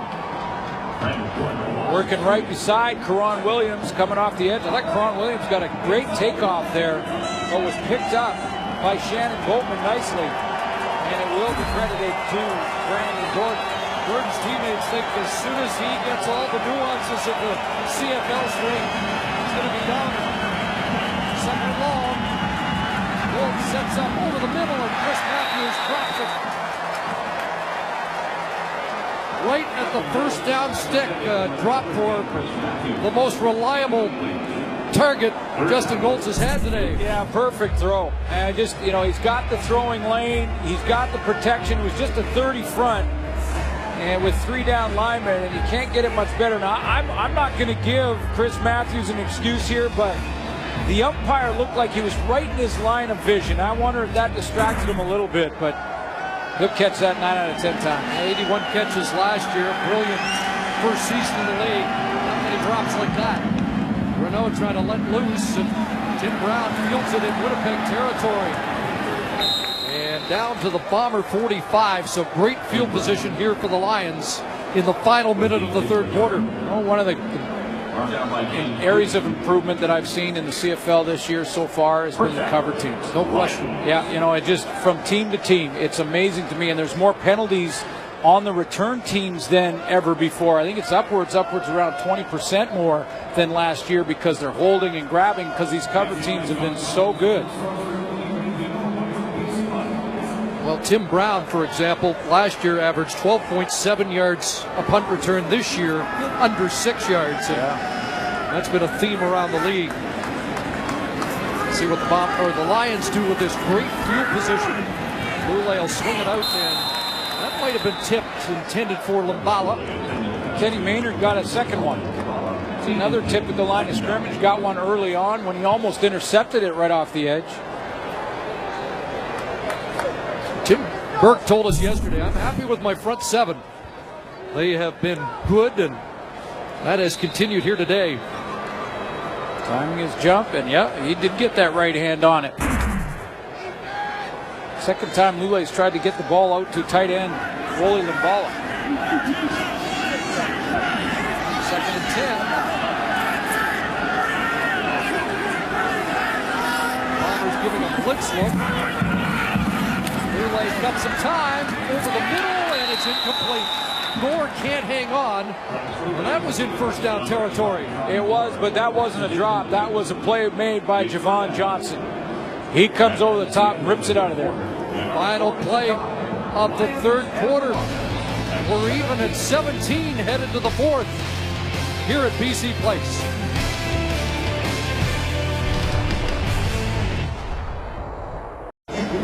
First time this season that the Lions did not score in the third quarter, and the score is 17-all. Head coach for Winnipeg, Tim Burke, said that he wanted better play out of his secondary. I think he's got that. You see the numbers for Travis Lule not jumping off the charts by any stretch of the imagination.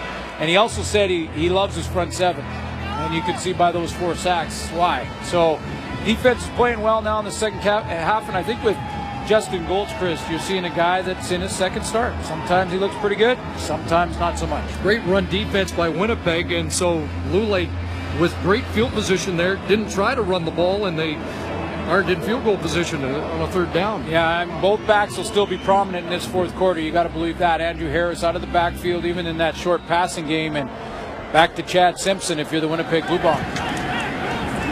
So it'll be a hunt formation from the Winnipeg 45. Callum aiming for the corner. And this one is a beauty. Down at the 1 yard line, they'll get a no yards. But Paul McCallum gets it done inside the 10. On about the 1 yard line. Well, and he had the right spin on the ball, and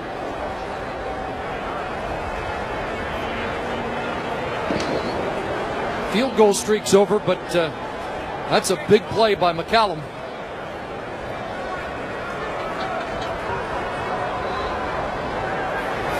No yards. BC number 45. 5-yard penalty. First down. Jason Araki inside that 5-yard halo, but I wondered if Aaron Woods, Chris, could have let this hit and see if it would have went into the end zone. He does let it bounce, and there it just stops.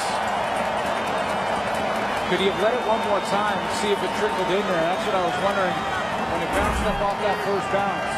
Got a little impatient. instead it's Bombers pinned back at their 6. Goltz rolling, looks for Matthews, and it's knocked away. Cord Parks was there. In and out of the hands of the intended target. Justin Goltz, Chris, was limping after this throw. I'm going to take a look as he rolls out here. Lucas Cron Williams getting the pressure on him. Got up limping on that right leg a little bit. Had an ankle issue last week. When we asked him about the long week, was it beneficial in your preparation? He said it was beneficial in getting my ankle to feel better. And first sign of him maybe hobbled a bit.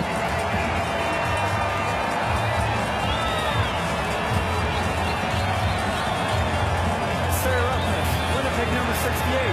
Half the distance at the end of the play. Second down. A late flag on the center. Marksville, BC native Justin Sorensen. That was real late. That takes it back to the 3. And former BC Lion.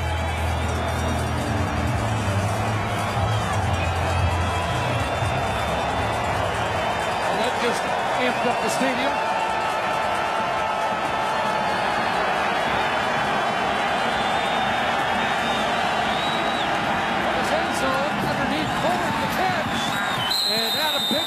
Take him down short of the first down at the 10-yard line. Let's take a look. I'm trying to find the Justin Sorensen penalty. It's second down.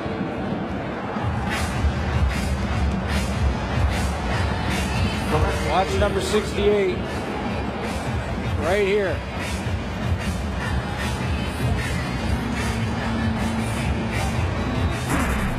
Correct call made on the field there. And he's likely to hear about it again later in the week. Absolutely. Now does Tim Burke want to pound this out? Yep. Let him go. Great move. Back at his 50. Crosses midfield and then is tackled at the 53-yard line. Jeremy McGee on the tackle.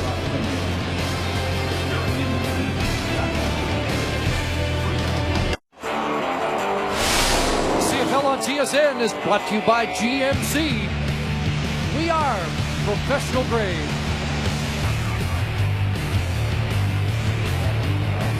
Lions again with good field position. They've got the ball first down at the Bomber 53. Again, I wonder, Chris, when they may take a shot with Manny Arsenal down the field. He's on the short side right now. Up against Javon Johnson.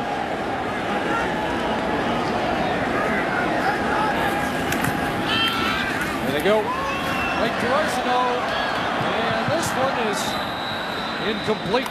Javon in his hip pocket, and the pass delivered about a stride too far. Well, it does a couple of things when you take a shot like this. Even if you don't make the play, it's a bit of a double mover. At least Manny Arsenault will chop his feet and hope that Javon Johnson up here will bite on it a little bit. He settles, but he had such a good cushion that he could just turn and spin out of it, get back in position, and does.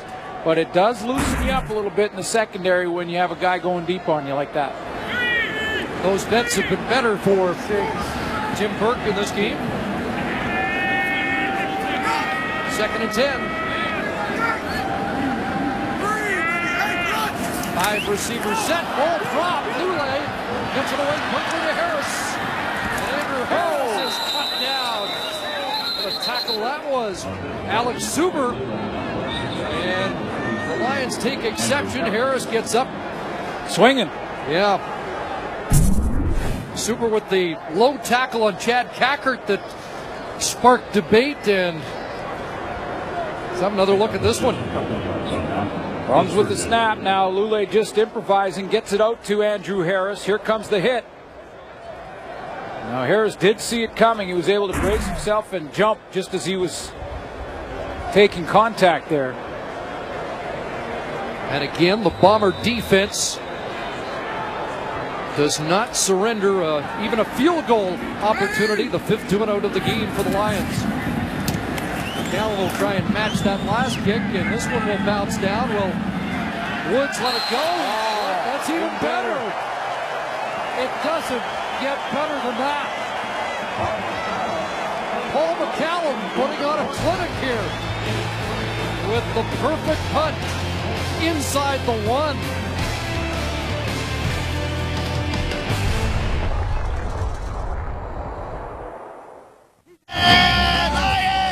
2013 Canada Summer Games continue tomorrow with Ontario taking on Nova Scotia in men's basketball.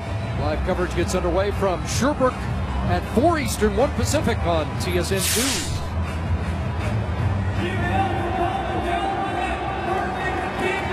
Well, Paul McCallum nailed it, a 46-yarder just outside the cone. And the Bombers have to start at their 109-yard long field. Chad Simpson gets it up to the 5. Brandon Jordan will wrestle him down. Breathing room. And that's what Chad Simpson provides. Just enough room so that Justin Goltz isn't standing 6 yards deep in his end zone to throw. But one of these Winnipeg Blue Bomber receivers got to make a play to flip the field here. Paul McCallum has got this team pinned. Goltz 2 for 7, 20 yards here in the second half.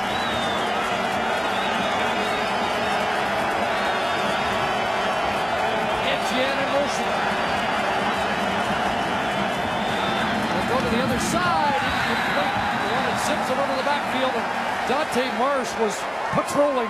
Oh boy, in the flat. Karan Williams and Justin Sorensen are back at it, going hard at each other after the fact.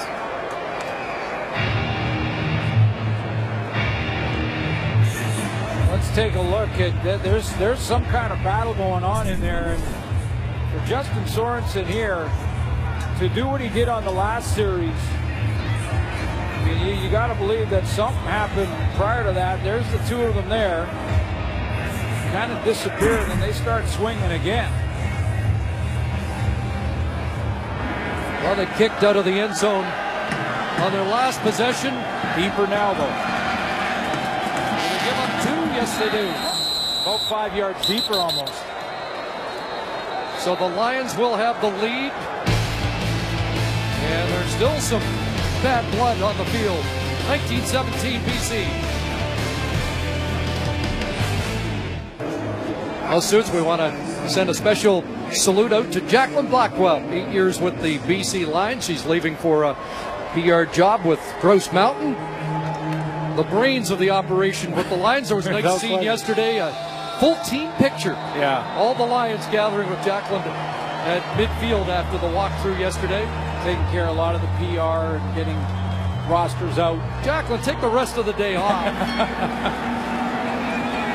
Jim Brown on the kick return over the 45-yard line, and well, the Lions got 2 out of the great field position they've had for a few series now, and let's see if Travis Lule can expand that, or whether this stingy Winnipeg defense can turn them back again. Well, all second half he's been playing on Winnipeg's side of the field basically, and hasn't been able to cash in because of the play of that defense.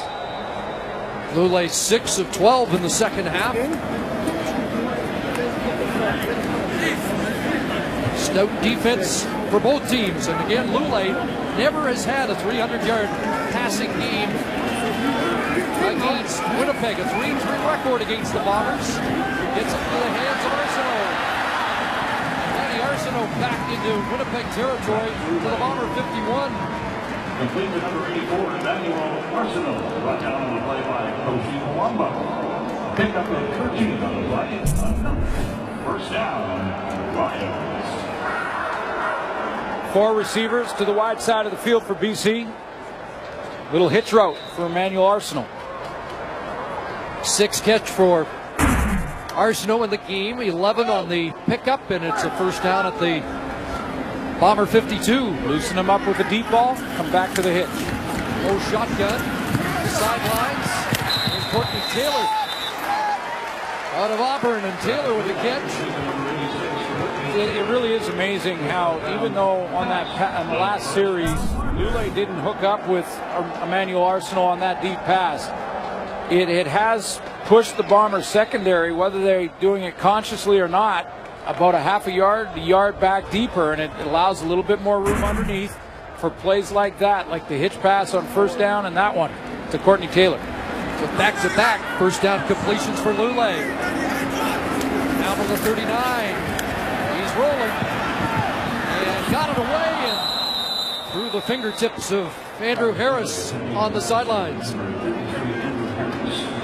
Change up here for the Winnipeg defense, and unless Alex Hall just read this and took off, he shows you some athleticism here. Here's the intended receiver, and Alex Hall's on the defensive line. He sees it, and look up to the right of your screen. He's out there trying to cover the running back in Andrew Harris. Foot was out of bounds. Well, he brought it in just before the ball hit his hands. Came up shaking his hands too. He seemed to be in some difficulty as he got back to the huddle. Harris, second down. Here comes the rush. Lule stands in and fires. And the catch is made. Courtney Taylor just got it away from Marty Marquette for an 18-yard pickup. Blitz was coming here as Ian Wild's going to come around and try and get pressure. Andrew Harris this time makes up for that drop on the sideline by picking up pressure on the outside, stepping into the linebacker strong and giving just enough time to Travis Lule.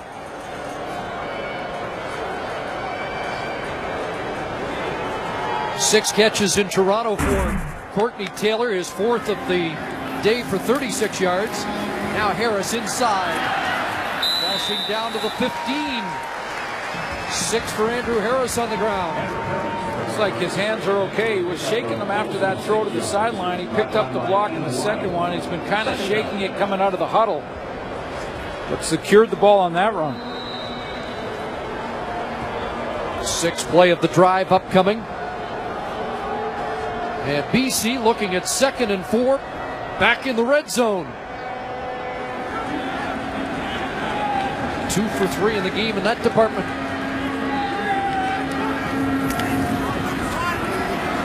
Lule's pass caught.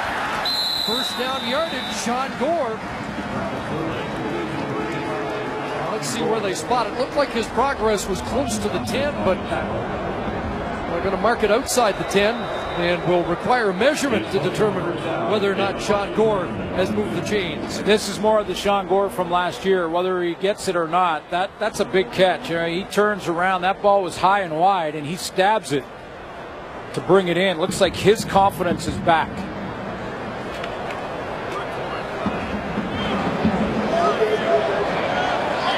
It is a first down BC.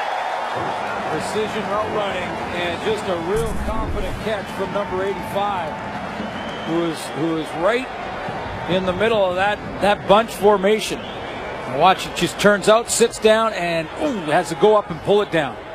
Javon Johnson right behind him. Had only 5 catches coming into the game. That his 4th of the evening. So 1st and 10 from the 11-yard line. Lule running out of time. And to the sidelines, it's incomplete. Looking for Harris, but Didn't want to put it in a place where it might be picked off. Well, he doesn't want to make it an issue, as you mentioned, Chris, early on, that Mike Benavides, the head coach, doesn't want to harp on the red zone area too much. I mean, they do have a touchdown. They broke the streak, got that out of the way early on.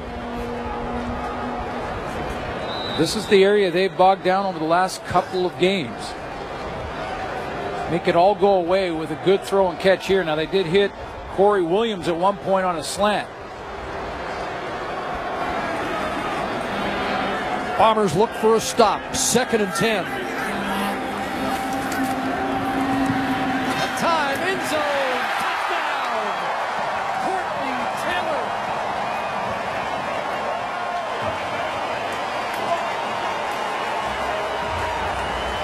Travis Lule hooks it on him.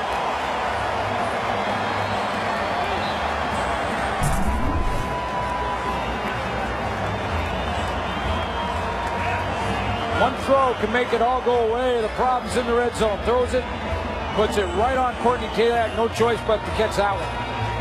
3rd touchdown for Taylor. 3rd touchdown pass of the game for Travis Lule, who has 10 now on the season. That Bomber defense just getting worn down a little bit. That was Coachy. That was Coachy. That was Coachy. Lule and Taylor on the same page on that drive. Hey, when I tell you, hey, CT can catch too. I mean, catch too.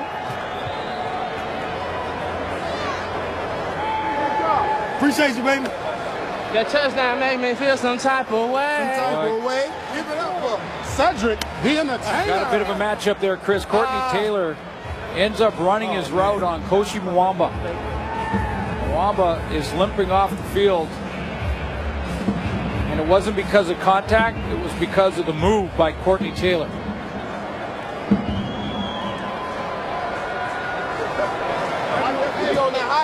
Eight plays, 63 yards for the touchdown. That was Coachy, man. Used to practice against Koshi. He just said that was Koshi. Coachy. Well, and we hope that Koshi Mwamba was okay, but it was the play I had to get that to have Courtney Taylor try and run the corner, and then he pulls the curl out of it, and Koshi Mwamba got turned around. Have their first major score of the second half. Watch how Courtney Taylor was going to look like he's going to run this corner. And I'll call the freeze here as it goes. Hold it there. Looks like he was going to run the corner there. Koshi Mwamba took a step that way and then had to try and react back. Obviously giving too much of a cushion out of the gate. Has to react back. And you can see he just jammed his knee as he tried to break back to Courtney Taylor.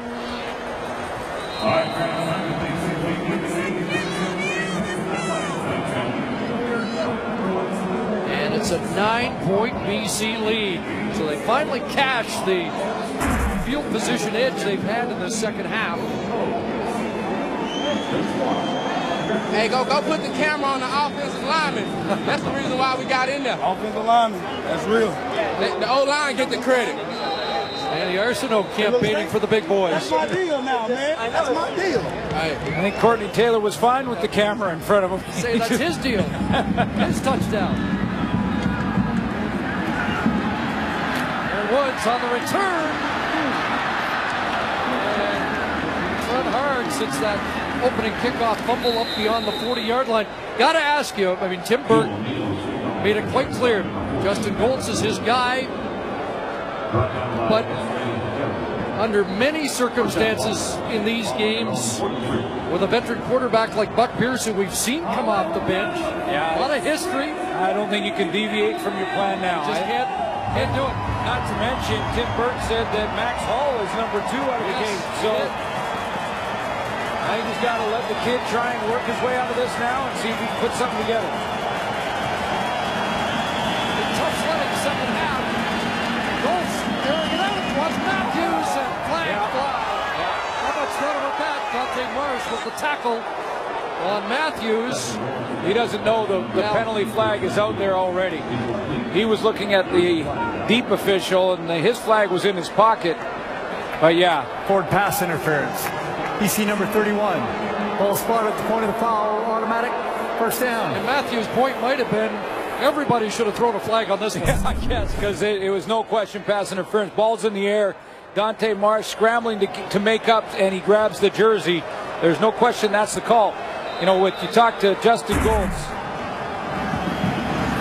27-yard penalty. Big Hill first contact on Simpson, but he gets it down inside the 35. You know, just your shot, your thought there about whether or not Buck Pierce should be called again. You know, Tim Burke made it clear when he made his announcement that he wants to eliminate the gray area when it comes to his quarterback. And as long as Buck's been playing, that gray area has been hanging there. It hasn't been Buck's fault due to injury, but he wants to get rid of it. Stay on the ground. Simpson trying to go out for the first down, but no success this time. Turn back. Corey Banks is there, and a lot of Lions in the area. King tackles Simpson, and now it's third.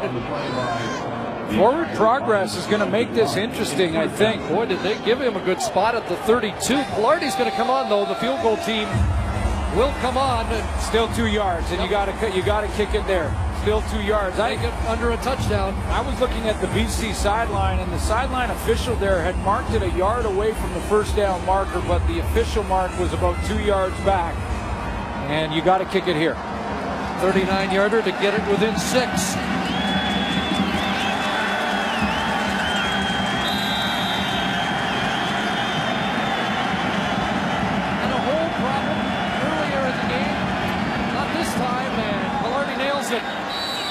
So it's now a 6-point BC lead with just under 5 minutes left. And that means the front score again. It's now 26 for the Lions.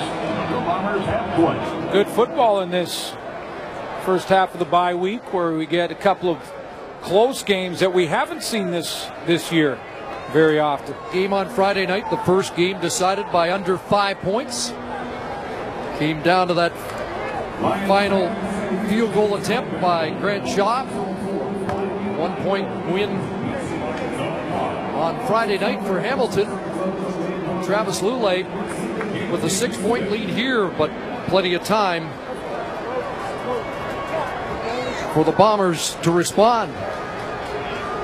Lions take over the ball on downs. Corey Williams late to the huddle, but he's back in after being shaken up earlier in the second half.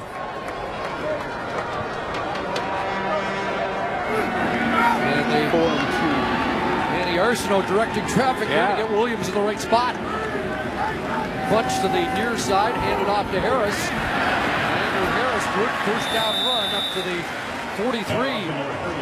For Andrew Harris. Lots to talk about the BCO line and how they would hold up with Kirby Fabian knocked out.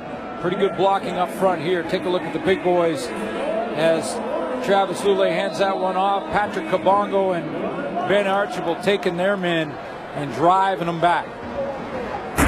Dan West in the game at safety for Koshi Mwamba.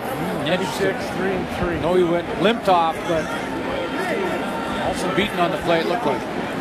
Second 2.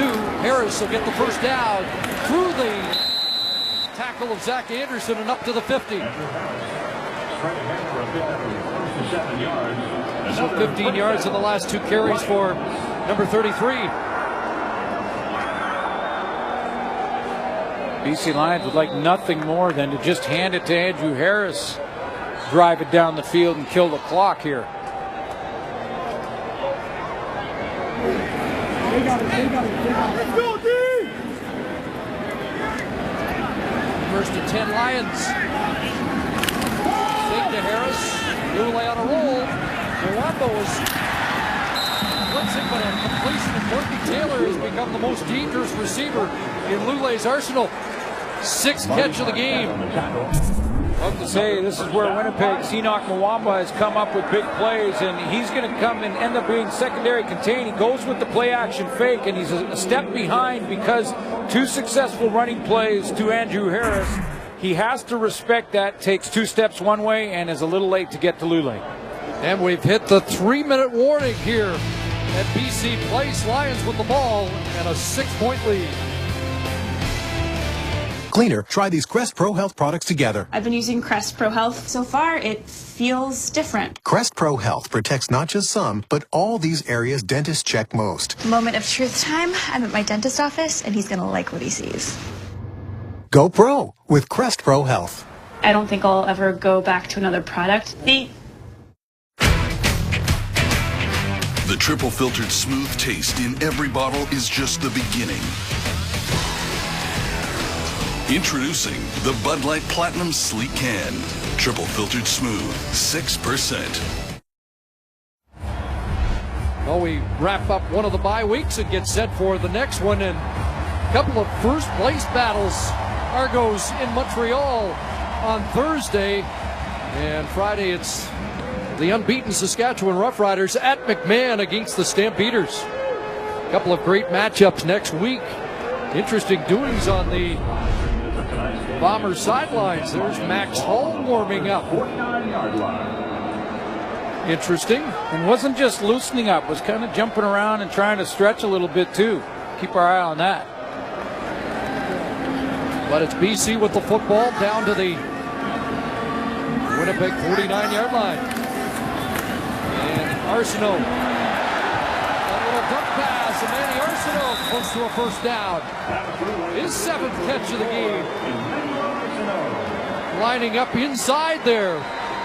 Picked up close to 12 yards. Courtney Taylor made the key block here, and he's down because of it. Arsenault to the left of your screen shoots out. Now watch the block by Courtney Taylor to the left of your screen as well. He's working on Alex Suber there, grabs his hand, and immediately he's been the #1 receiver for Travis Lulay tonight. Lulay now with 264 yards passing. But that's the block that springs his teammate.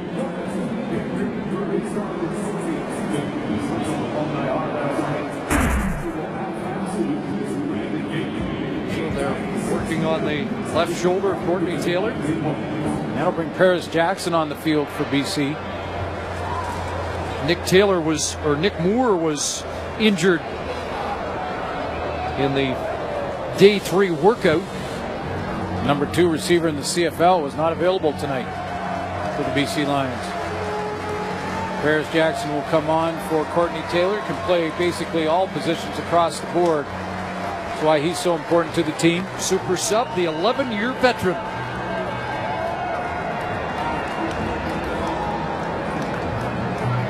Now this is the game for the Winnipeg Blue Bombers. I mean, they have an opportunity here to get things rolling, snap the issues they've been having. They need to stop right now. Tim Burke's group, 2:38 remaining. Been out there a little longer than the BC Lions. They've lost the time of possession so far. They had the edge early in the fourth quarter in the time of possession, but the Lions have owned the fourth and have had the football for over 30 minutes now. First and 10. Harris. Now, this is the down right here, Chris, because if they convert this first down, then the BC Lions in automatic field goal range.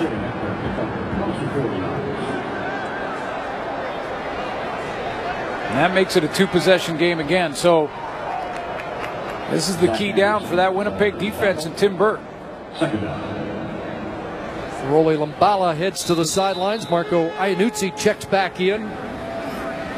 The kick from here, you're looking at about a 45-yarder, which isn't a gimme by any stretch. Lions have had the football for around 17 minutes in the second half. Lulay 10 for 22 in second down conversions, and now 10 for 23. Iannuzzi can't hang on. It just looked like Marco Iannuzzi here dove for this ball when he really didn't have to, and then when he sort of falling forward, just couldn't secure it, but the ball was put right where it had to be. Good time up front. Throw on the money. I'm just wondering if he actually had to dive for that, because it kind of hit him mid-body. Just reach out. So instead, it's Paul McCallum on to attempt a 45-yarder. Because he didn't start the season. Was His longest 37 coming in, and he has missed. Bombers still alive. Woods should just give up the point immediately. 1:39 on the clock. It's a 7-point lead. If you're coming out to keep it at 6, then come out right away. But wisely concedes the single. They'll worry about breaking the tie. They want the primary thing for Justin Goltz now is get the touchdown. Yeah, you can't be inside your own 10-yard line if Woods can't get out of the end zone. And these cover teams have been dynamite all night long. So give up the single, you get the field position. Now a chance to go down, trying with lots of time, 1:39. You go down, convert the touchdown, extend the football game. McCallum's been a big part of this second half for the Lions with those punts into the corner, but that miss keeps the Bombers alive. And they start at the 37. Push run. Goltz rolls and now downfield and off the fingertips of Clarence Denmark. Tough a catch for Clarence Denmark, but was between his hands. Goltz gets flushed in this direction. Karan Williams working on the double team. Bounces inside. That's why he's outside with room. That was a tough one, but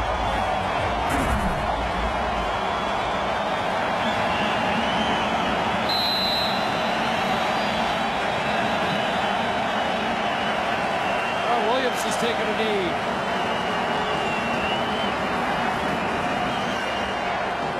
And Bill Rochelle has to come back out. the Winnipeg Blue Bomber team that struggling to snap this losing streak. This is where you got to look at a guy like Terrence Edwards. And I think if Tim Burke can communicate anything out there, so obviously playing 3-down football now. You go to your veteran. Guy who when you've been around as long as Terrence Edwards in his ninth year, you know what he's thinking right now is throw it to me.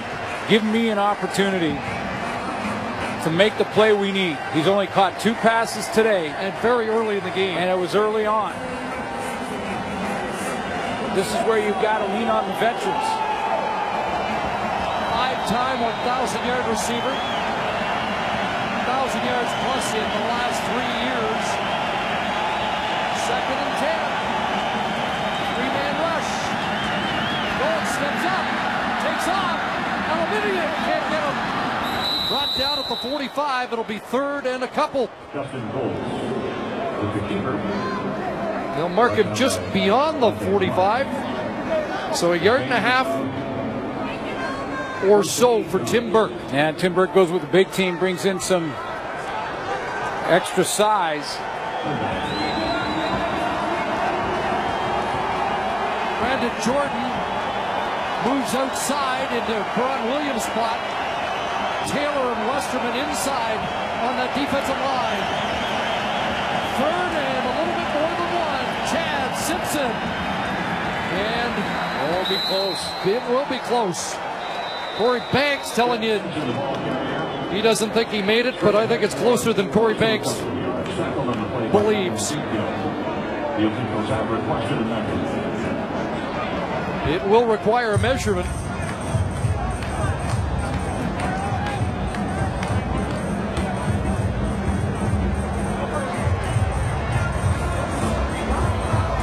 Mike Benavides down to see if they got it.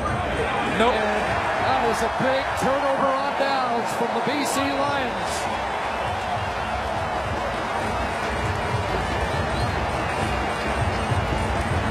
And I know what Bomber fans are thinking.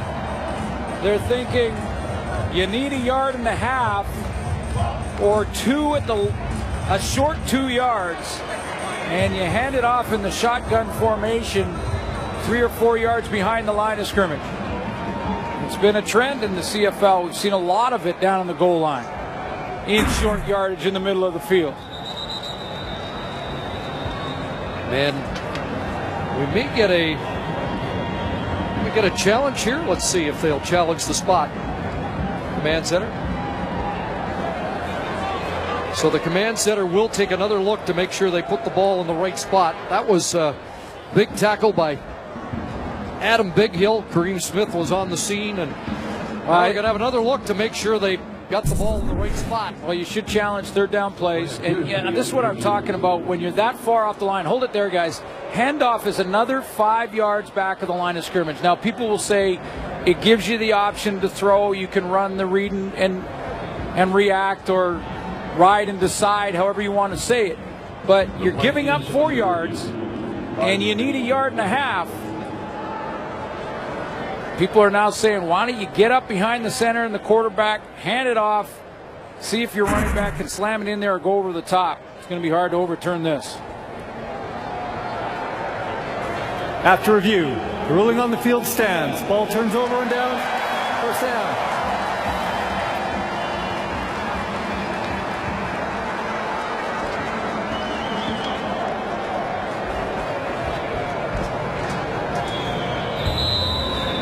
So the third turnover of the game by the Blue Bombers.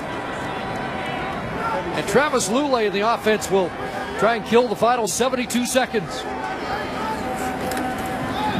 Toss to Harris. Down to the 42-yard line. Mwamba and Brandon Stewart on the tackle. Adam Bighill. That was his 8th tackle. Winnipeg. Were some questions about whether Bighill and Elimimian together could operate in the same defensive set, and I think those questions have been answered. I guess 8 tackles for 4-4. His question is, are you a company guy? And remember, he had some issues last week against Toronto. A couple of times he had Zach Collaros caught in the backfield for what should have been sure sacks when you're talking Adam Bighill. 5'6" there beside him, and Solomon Elimimian with 3 tackles tonight. So you combine those. You've got 11 tackles. You've got an interception. You've got a forced fumble from Elimimian. That's linebacker play right there at its best. Two of the best lining up side by side. 5 for Harris, 2nd and 5, back in his hands. Little stutter step and inside the 40. And got tough down at the end of that play. Ian Wild hobbling as he gets up. Harris without a helmet. And let's see where the spot is here. It's been tough slugging. Third down. Tough slugging for Andrew Harris tonight. He's earned every yard. And Paul McCallum to come out again. Well, if you're Winnipeg and Paul McCallum's going to try and pin this in the corner, they're not going to try a long field goal and the chance that they could get that blocked.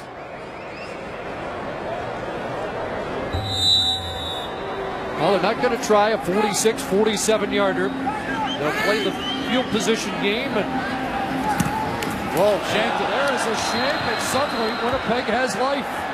47 seconds left, and that punt off the side of his foot is going to give the Bombers hope and better field position than they could have dreamed.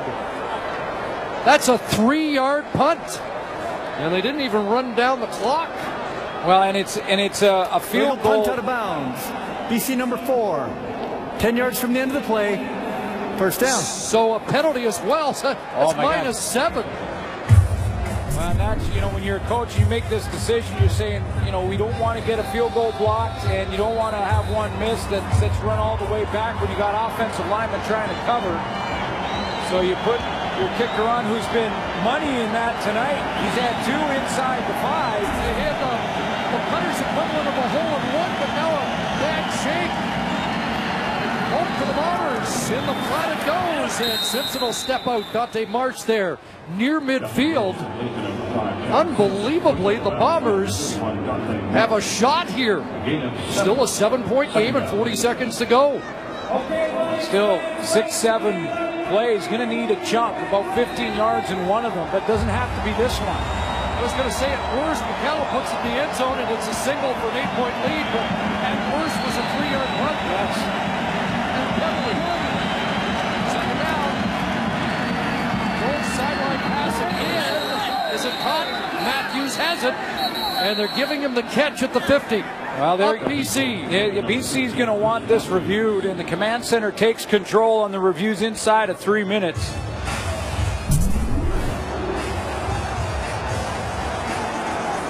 I think he got his hands underneath it, bounced up off his hands. Oh, they're ruling it no catch. Now they are ruling no catch. Well, they're going to review it. Yeah, they're going to review it either way. But the ruling now on the field is no catch, so now they have to see the evidence to overturn it. Mike Benavides won that argument. I thought the first official ruled this a catch. And that replay looked like a catch. Under his hands, I don't see it hitting the ground. Bounces up off his hands. Still in his hands. See the hand underneath. This will be the best replay. Both hands underneath that football.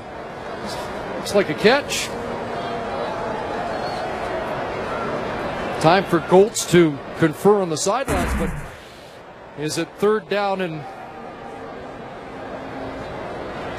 3, or is it a first down in Lion territory?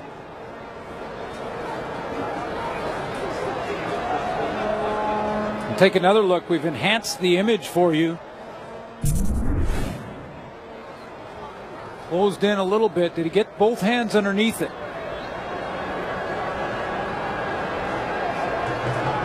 I think he did. I think that's a catch. And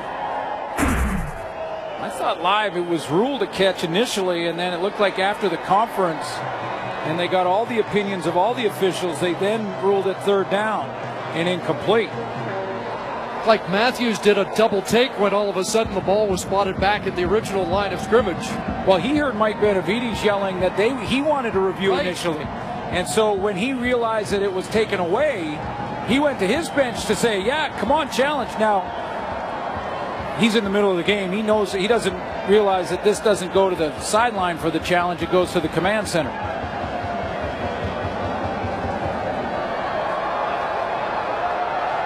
So is it a first down Winnipeg or third and 3? Monster decision here. This is huge.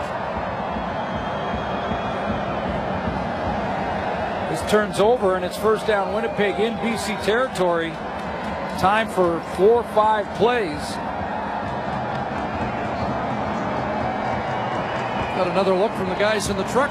See if it's any more definitive. Just to the right of Solomon Elamimian's leg, you can see it bounce up off his hands, and he has his hands underneath it. Hands cradled underneath. From any of those angles, after that moment, I didn't see the ball come out and roll along the ground at all. Here we go. After review, we have a complete pass and a first down. Yeah, right calls. Yeah. Right call made. Yeah, I think the right call's made.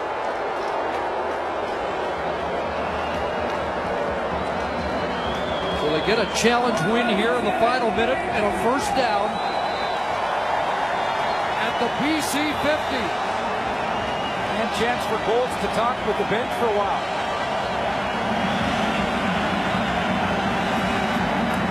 Bombers left offside. Goltz will take off and lunge for 5, but they're likely backing up 5. Yeah, they are. I think it was Rory Colehart. Didn't time his waggle properly and was a couple of steps over the line of scrimmage, it looked like. Now, I didn't see any defensive lineman movement. Would be the second time of the game for Kohler. Offside. Winnipeg number 87. 5-yard penalty. Repeat first down. Penalty that's haunted the Bombers. They've been offside 15 times in the previous 3 weeks, and Kohler twice in this game.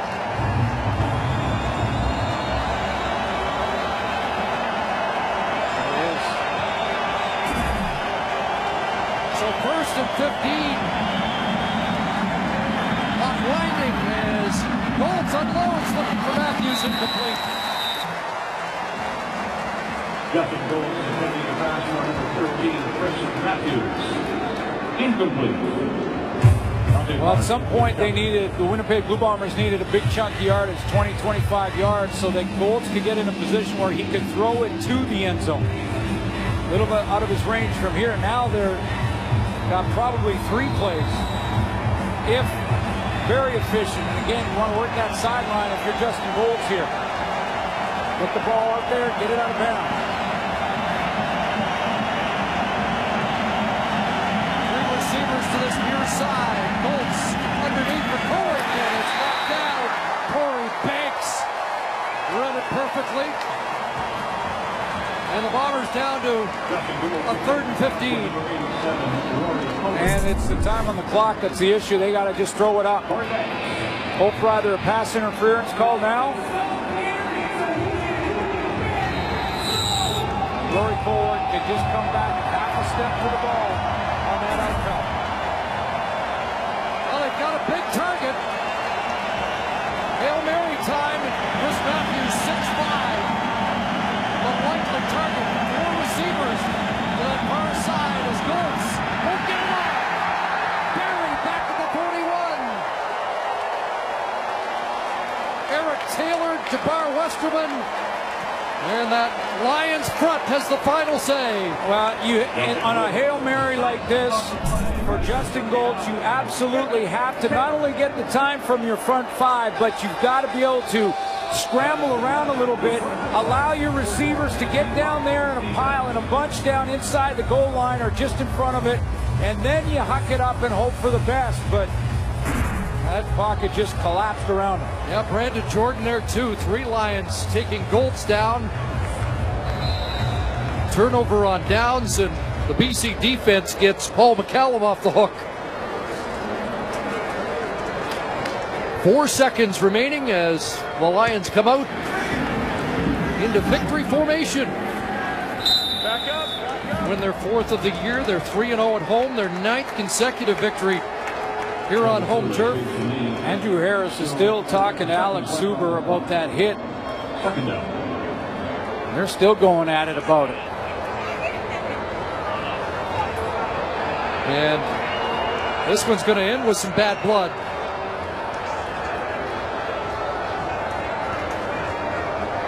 It was a heck of an effort by the Bomber defense, I'll say that. They played on their own end of the field and just couldn't get out of their end for most of the 4th quarter. After the bye, the Bombers will have back-to-back against Hamilton. They'll look for their first Investors Group Field win on August the 16th. And the Lions' next game will be at home against Calgary on the 17th, which will be a beauty.